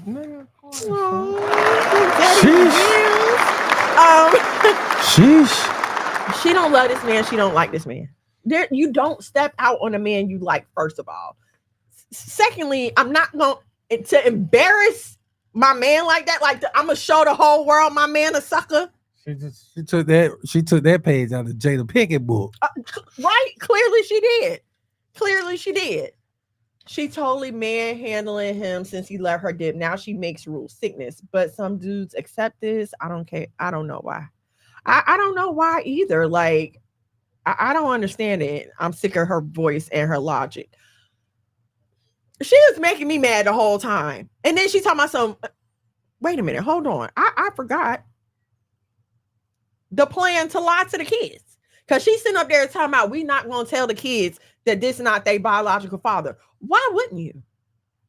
Why wouldn't you? You'll get up here on social media and tell all of us, but you're going to lie to your children? And now they have to grow up effed up? Let me tell y'all something. I've always been honest with my kids. It is what it is. Mama was wilding. I made some mistakes. I'm so sorry. But this is the truth right here. I'll never have my kids going through life with a lie if I can help it. And it's just like this happens. She just keep piling it on and piling it on. First, you're going to step out with your man. Then you get pregnant with twins by somebody else. And then, girl, bye. Go on somewhere. It was crazy too. What's real actually is when a man says he's hurt, you need to be careful. Those words mean a lot. She's clearly not scared of him in any way. She don't respect him and she don't fear him. And now let me be clear when I say not scared of him. If I was to go out and do some bull like that, I'm not coming home. I'm not coming home. No, I'm not coming home without a police escort. Why? Because I'm scared of this man when I'm wrong. But this is the way it's supposed to be. And this is what I'm saying. We're not taught the truth of the Bible.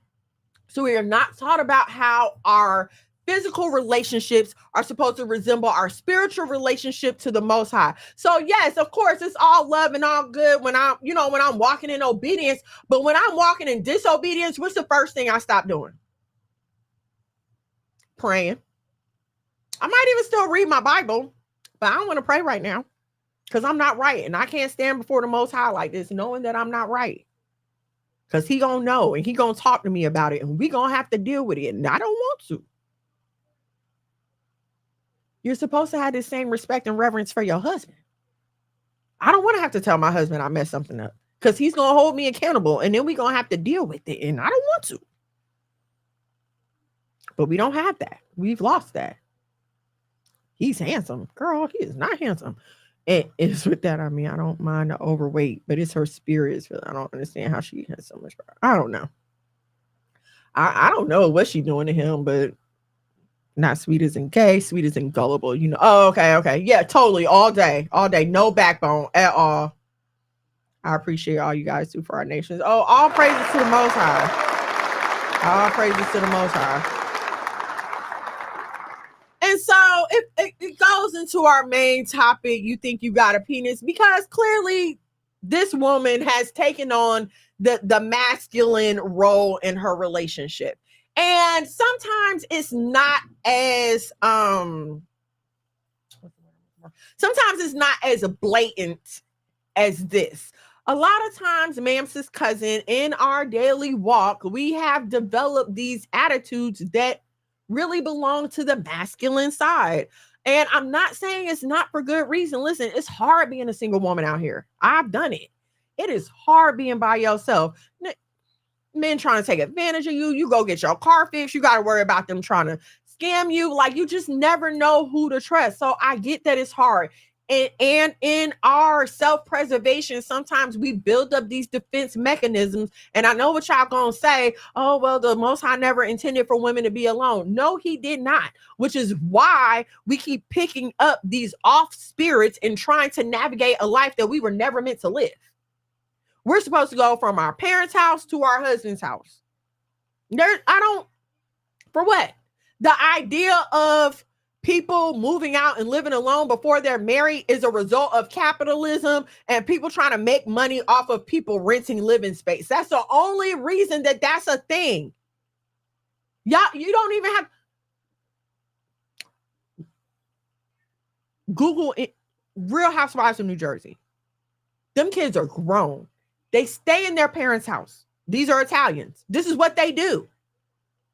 Almost every other culture, the kids stay home until they're ready to get married. We Americans are the only one who buy into this. Oh, I have to live on my own and have this experience. But all it does is ruin you for marriage. I'm just going to keep it funky with you. Being single, being alone out here in this American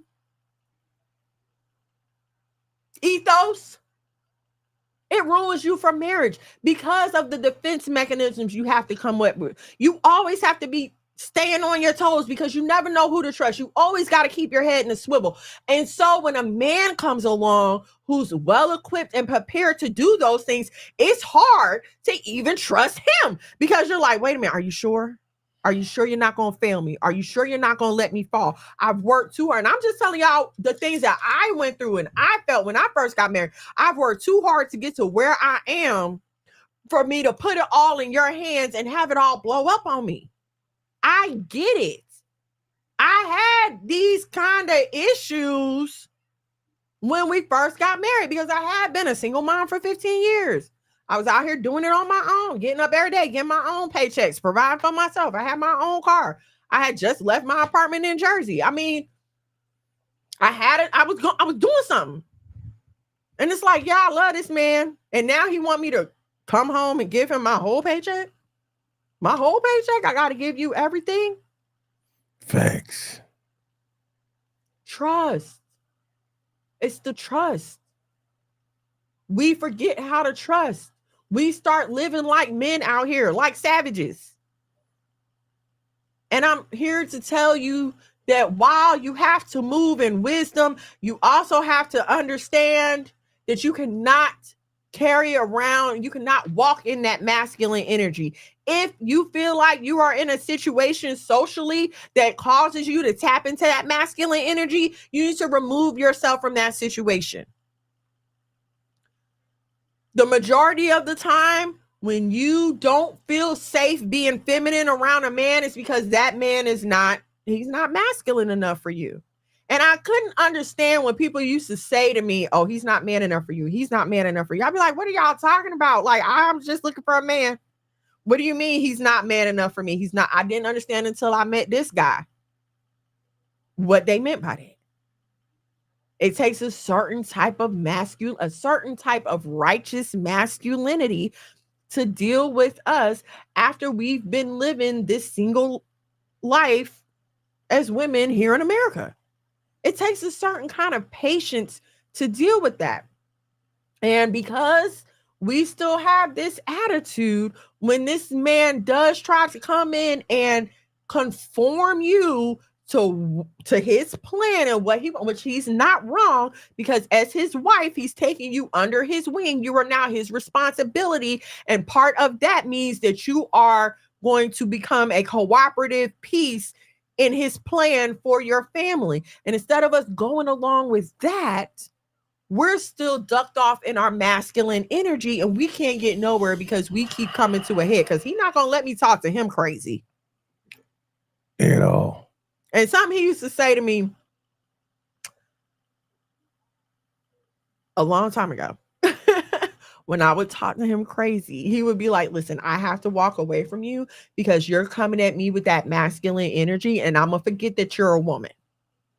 And I get it now.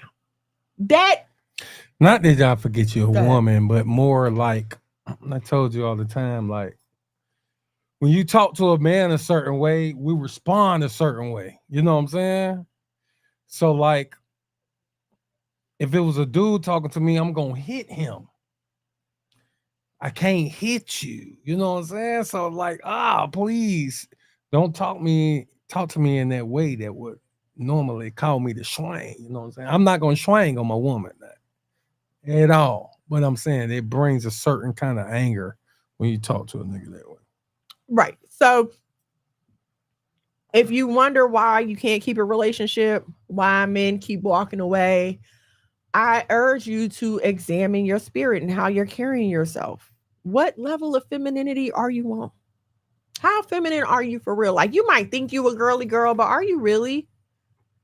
The number one indicator of that is going to be what comes out of your mouth when you open it, because I can look how I dress myself is what I want you to think of me.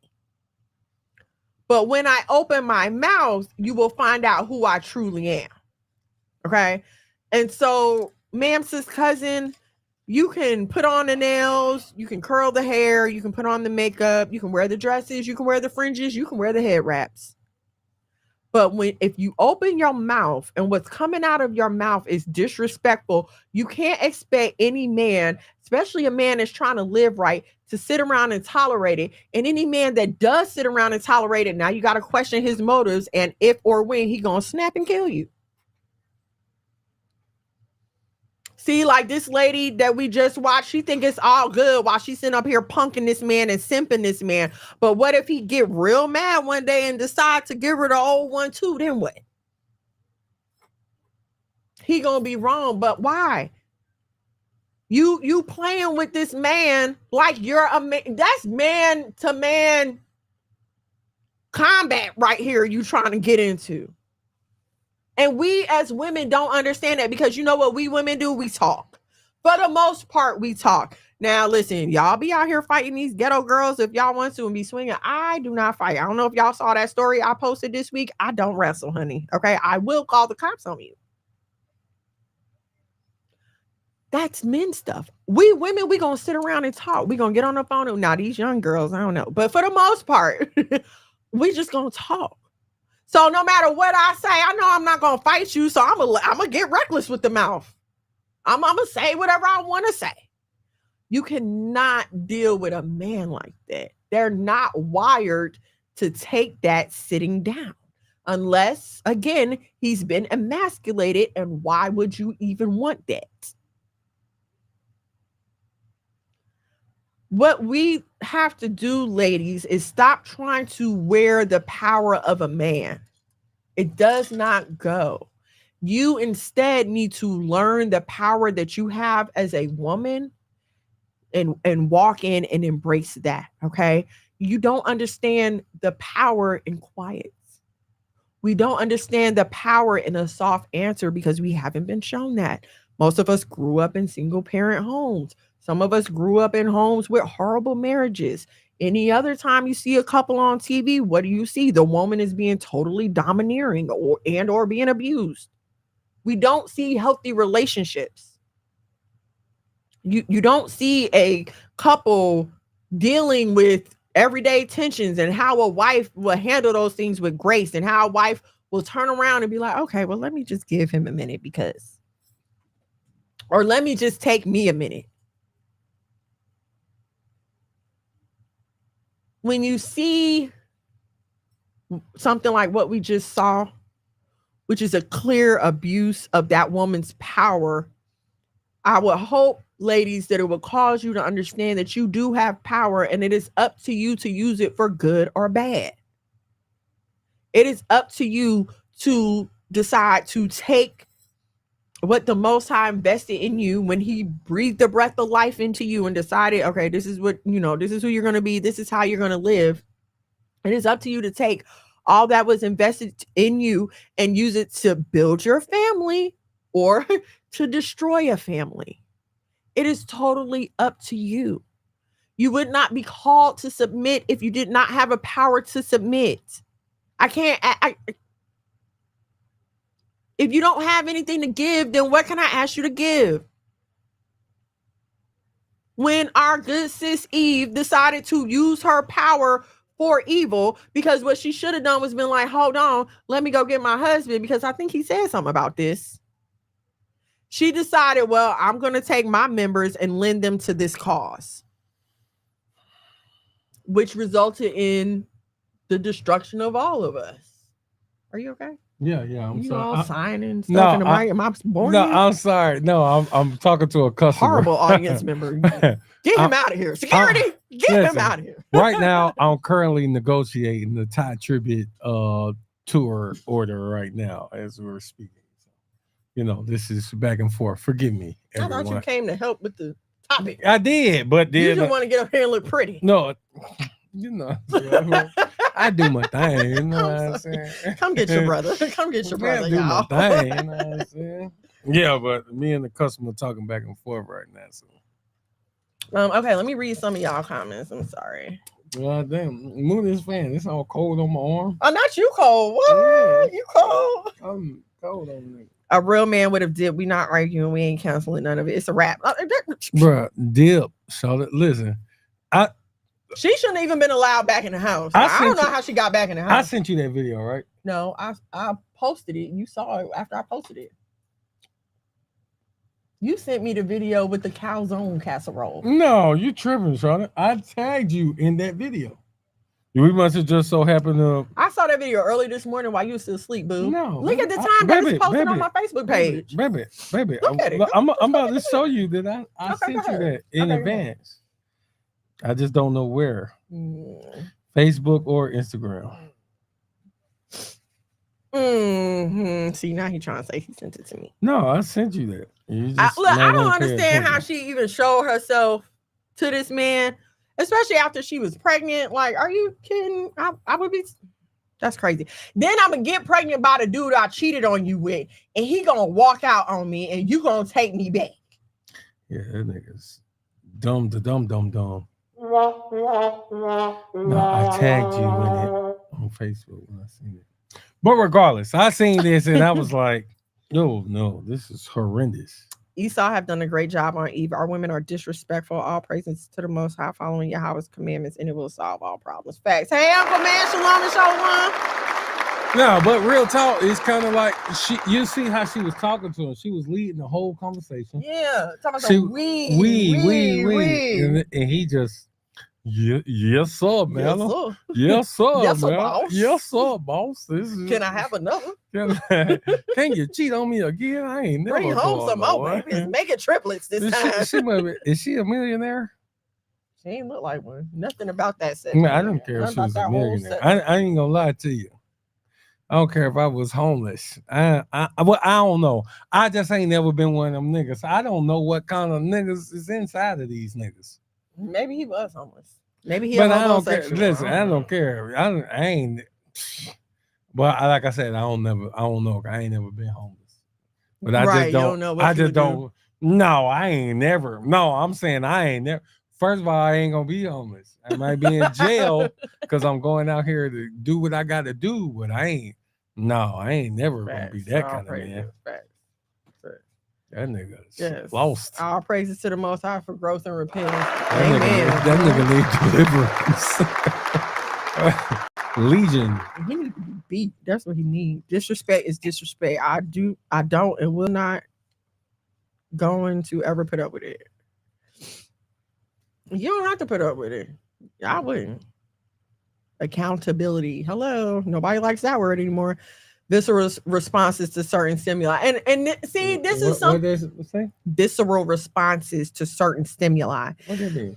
That means that boy got like his education on that one. How we was talking and you was saying like I can't talk to you a certain way because visceral response. So it's like your body stimuli. just automatically responds from an internal place when something happens. That boy said that is super educated. He basically just said, "Hey, opposite reaction to."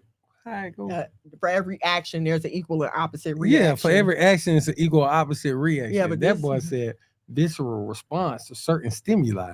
Like, get that man the hand clap, man. That boy smart. He said these things before. Oh, baby, I'm used to you talking like that. This Keith, this my partner. They're my folk. Well, hey, Keith, you just said like two $20 words in the same goddamn sentence. Oh, I'm sorry he doing you like that. I'm sorry. I ain't saying that he ain't smart. Oh, I'm smart too. I'm just saying that was dope. That was a dope sentence. Disrespect is disrespect. I don't deal with it, period. Being in the truth really makes a man live the law because I can't get rid of them as I did in the past. Mm-hmm.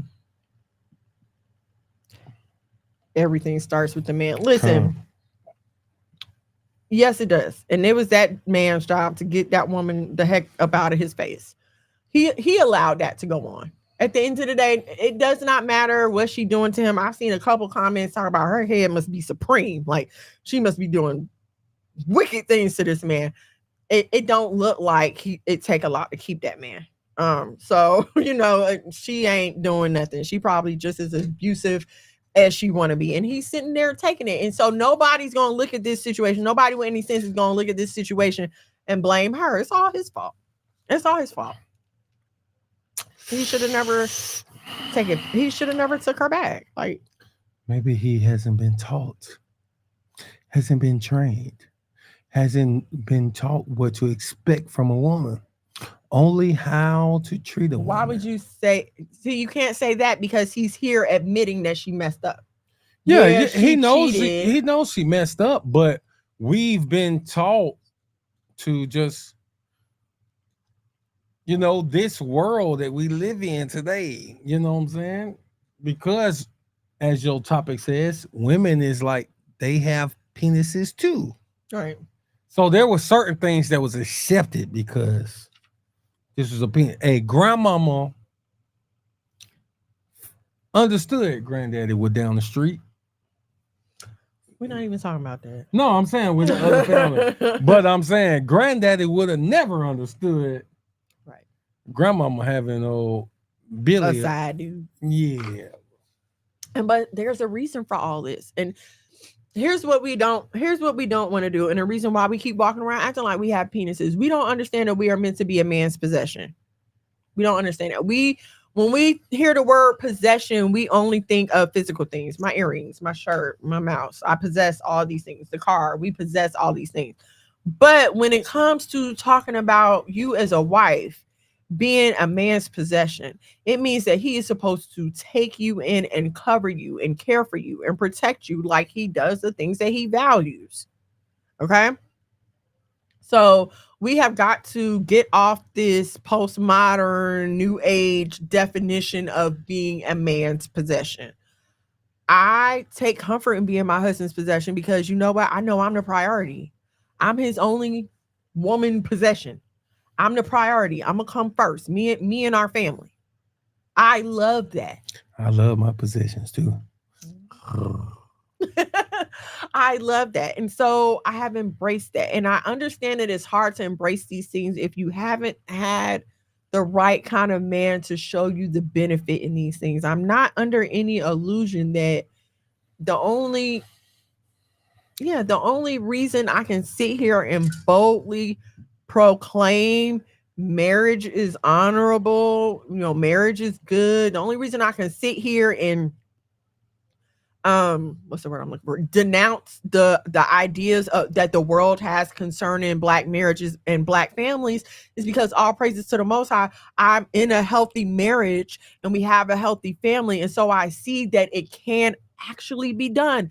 This is not a figment of anybody's imagination. This is not something that only happens on TV or in fairy tales. No, you can actually, black man and black woman, get together, have a healthy marriage, and build a beautiful family.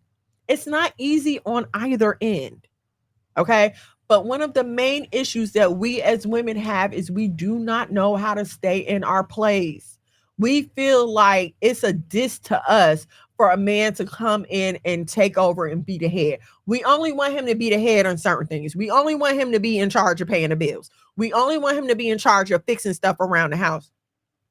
But when it comes to decisions and day-to-day stuff, we don't need to talk to him. And I'm not saying that I wasn't guilty of these same things when we first got married. There are certain things I would talk to my husband about, and then certain things I'd be like, why do I need to tell you? I don't think it's a big deal.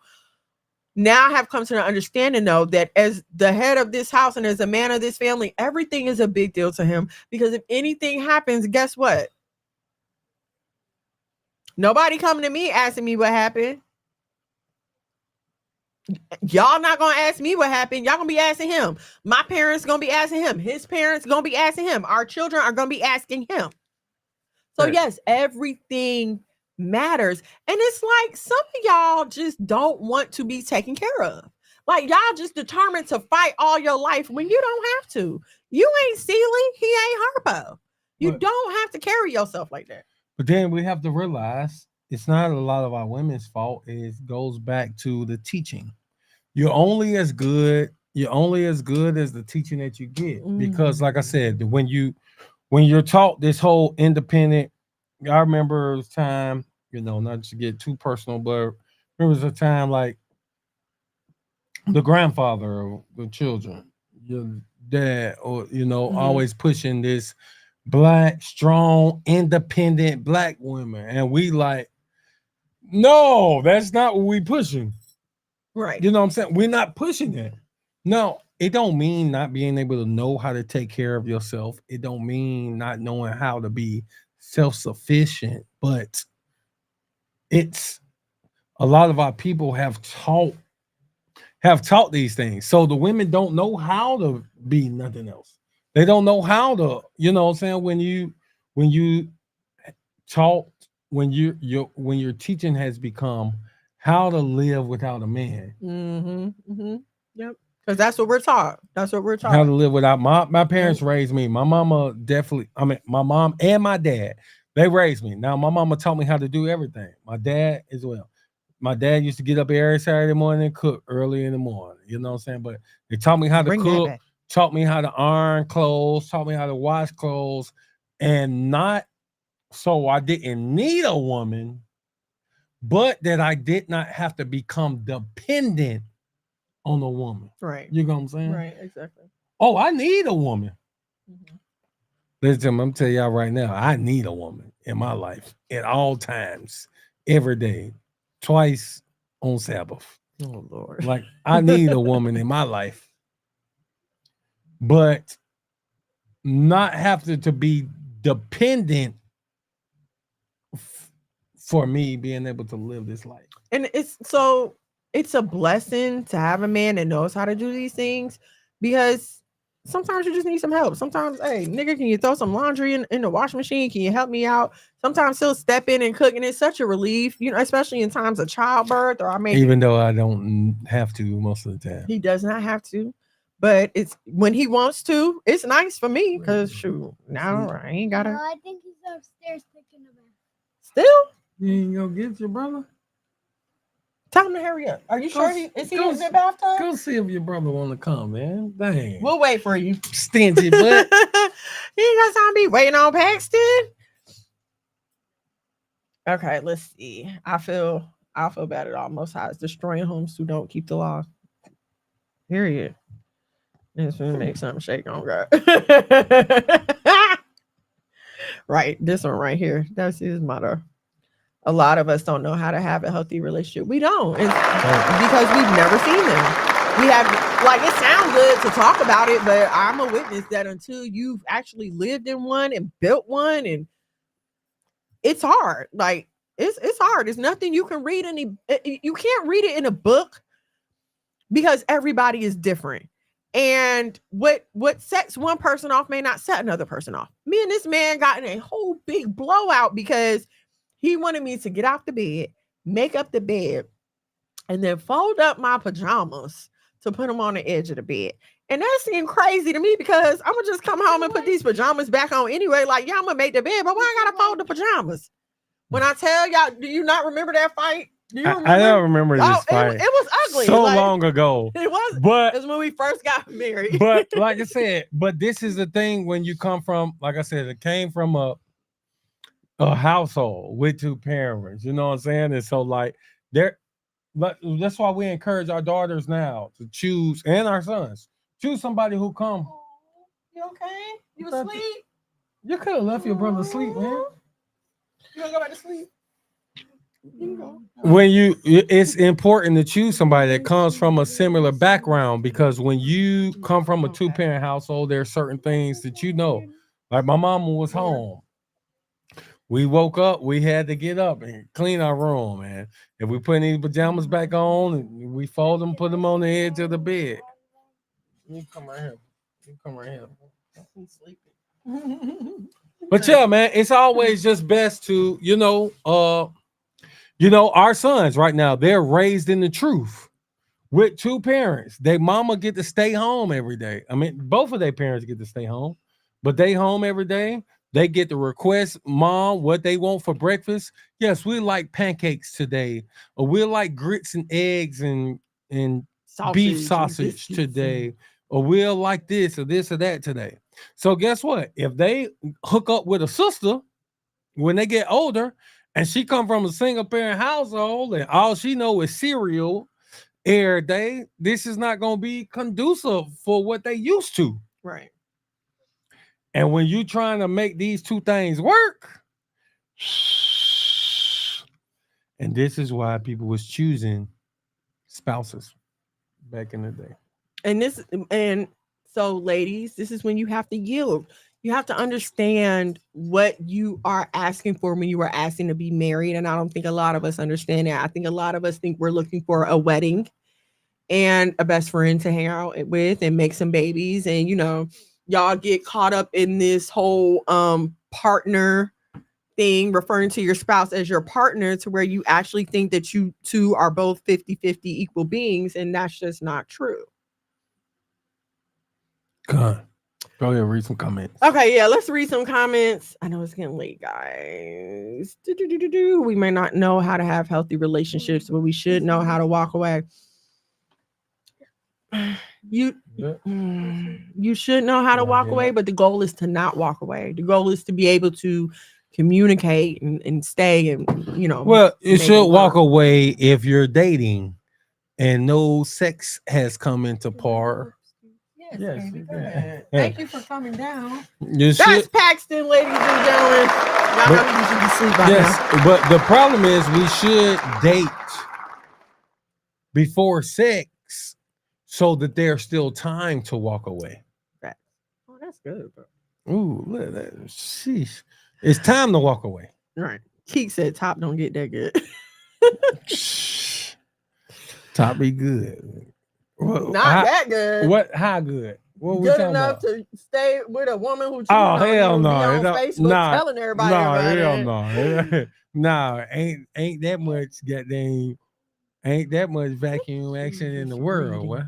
To be honest, I'm just finding out what a healthy relationship is. All praise to the Most High. Oh, Uncle Man.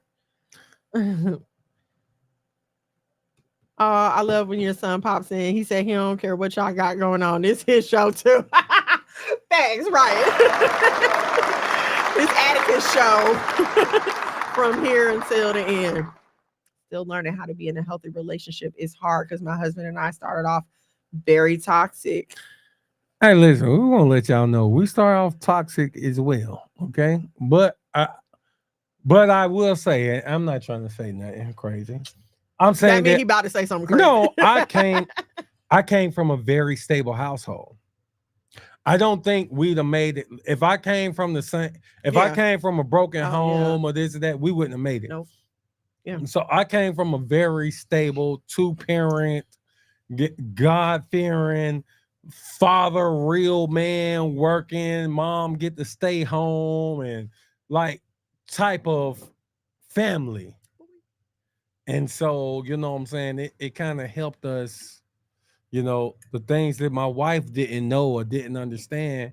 And because I was a manly man. If I was less than a nigga, it wouldn't have worked. Even with all the would. Yeah. No, foot down. God dang, even if she crying, if she mad, if she whoop, it don't matter her family on her side or this or that. There's just certain things I ain't going for. But also having the love and patience because I love this woman. You know what I'm saying? She made me happy. So we about to make this work. You know what I'm saying? So like, so there's, it's there's definitely different things that comes into play when it comes to this. But also I would say we have to take the dating process a lot more serious than we do. It can't just be about looks, smell good, look like they can throw it down. Like, no, it got to be more than that because it won't work. It'll fall apart. You need a man who can be a man. You need a woman that's willing to submit, even if she don't know how to. One thing about this one, she might didn't know how to, but her desire was always to be, shoot, man, I want to be a housewife.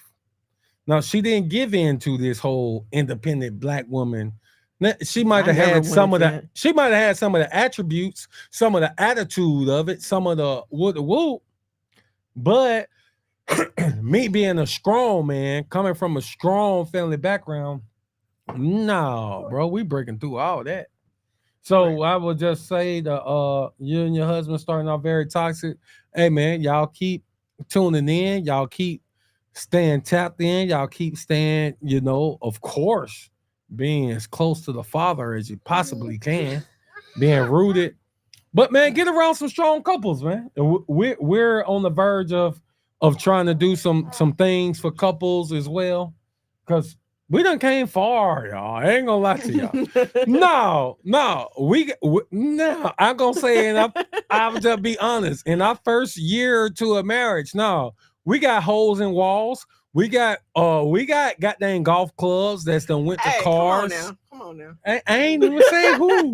They know what you. We done got golf clubs that's done went to cars. We got holes in walls. We got broken doors. We got no. And with in the midst of kids from both sides, in the midst of it. So I ain't gonna lie to y'all. What y'all see right now, this is It's all praises to the Most High. this is our praise to the Only Most High. High. We could tell you how to get here though. We could, and we is. We gonna tell y'all how to get here. I'm gonna talk. You know what? It's been on my. I'm gonna talk to y'all. We're gonna have to have a wife talk. Like we're gonna have to have a wife talk because I don't think we understand exactly how to move. And like I was talking about the power that we have earlier, ladies, you don't understand your power is in being quiet and waiting until you get behind closed doors. I get this question. It's a deep question. Can you move? You with all this hair. No, it's not my I have an honest question. It's really honest. How do you go from talking tough to talking soft again after so long? It really pray. You have to pray about it. It's something that you have to be conscious of, and you have to it's hard. It is hard. You have to really change your whole mindset. I found that being quiet helps. When I'm perplexed or when I feel that anger rising in me, okay, let me be quiet. Let me walk away. I ain't gonna lie. I think I'm not trying to downplay all the work that you did because you did a lot of work. I think the man has a big role in that as well. A big role in that because they're not married yet. And okay, well, they don't have a yeah. Well, I don't think it takes marriage. I think when you're serious with somebody, there's a big role. I don't think even all the work that you did on yourself. First of all, don't even think you did all that work on yourself. If I was a lesser nigga, right? If I was a man requires what a man requires. A good man, a man of God, he gonna require what he gonna require, and he's gonna rebuke, he's gonna reprove, he's gonna exhort. I am in agreement with a lot of people say it starts with the man. It starts with the man. And not saying that the sister don't need to work on herself. 100%, you need to work on yourself. But guess what? Who gonna speed up that process? A good man in your life is gonna speed up that process, even if you single. A good leader, a good preacher, a good father, a good boyfriend, good who you courting, a good husband. A man is always gonna speed up that process, and that's just point blank. Period. Good answer. Oh, thank you. Oh, my hair looked like that the other day, nephew. oh, this nigga been took his cornrows out. And no, he been putting it up. So yeah, what you been doing? He been putting it up, talking about he Goku. Then he do it like this, so he be Sonic. It was nice and in a ponytail earlier, but it looked like Jay-Z a little bit, boy. Jay-Z, don't say that. You know how Jay-Z be having them things all over. His sewing family, you are truly blessed. I don't know nothing about that type of lifestyle. I learned a different way. I'm grateful. Well, all praises to the Most High. Hashtag goals, all praises. Man falls 7 times. I keep getting up. Always. I always wanted to be a housewife. I never could get with the agenda. Now that I can't either. I can't. I'm sorry. I'm at work away from my kids. Like, what am I doing here? It occurred to me when I was working for the last doctor I was working for. It's like I'm sitting here helping this man build up his own family while I'm neglecting mine. No, we always want to preface this though that you guys, we understand that work is required here. You know, we're in America, things of that nature. So please don't never feel like you're less than because you're going to work a job. Don't never feel like your husband is less than because you working a job. But the goal, y'all goal should be, this is the goal, and y'all work towards the goal. When we first was married, this woman was working. I wasn't working. I ain't never worked a job in my adult life, damn. Never. My longest job that I worked was in the military. Oh, yeah, I was in the military, but I joined the military in 1999. I got out in 2005, okay? You know, outside of that, a regular job, my longest job was probably McDonald's when I was like 16. Oh, wow. Okay? So I ain't never worked. I worked at Dairy Queen, McDonald's, KFC, and I worked at Popeyes. Like, I ain't never had like a goddamn, I'm working for such and such. No, like military, some temp work here and there. But what I'm saying is we understand what's going on, but always make a plan. Habakkuk 2:2. Of course, this is not what that scripture is talking about. This scripture is talking about the prophecies, breaking down the prophecies so people can run with it. But it says, write the vision, make it plain upon tables, so he may run that readeth it. We can take that and we can still apply it to our lives. Like, let's write the vision down and let's work towards that vision. A vision board. That's all a vision board is. You don't want your wife working. Yeah, you got to work right now. We got to work right now. Shoot, you got teenagers. We all might got to work right now. But let's put this. This is where the man comes into play. All right, let's put this to the side. Let's put this to the side. Let's put that to the side. Here go the vision, you guys. So then we can get to the point where mama get to stay home, this and that, or okay, 5-year plan, 10-year plan. What's the plan? What's the goal? But every man's goal should be for that woman to be able to stay at home and raise her children. If you're dating a man and that's not his goal, I'm going to say, leave him immediately. Stop dating him.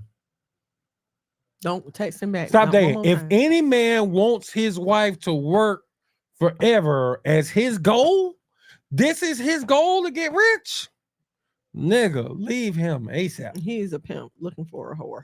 That is all that is. Or he's just an unlearned man. Oh, okay. Definitely will start tuning in. Glad I stumbled in. Always a vibe talking to my enemy. Yes, twin. That's it. Me and her. Shemayim. I don't know her in person, but we just every time she posts something, I'll be like, same, or I'll post something and she'll be like, same. So we're internet twins. It's a relationship. You don't understand. Okay.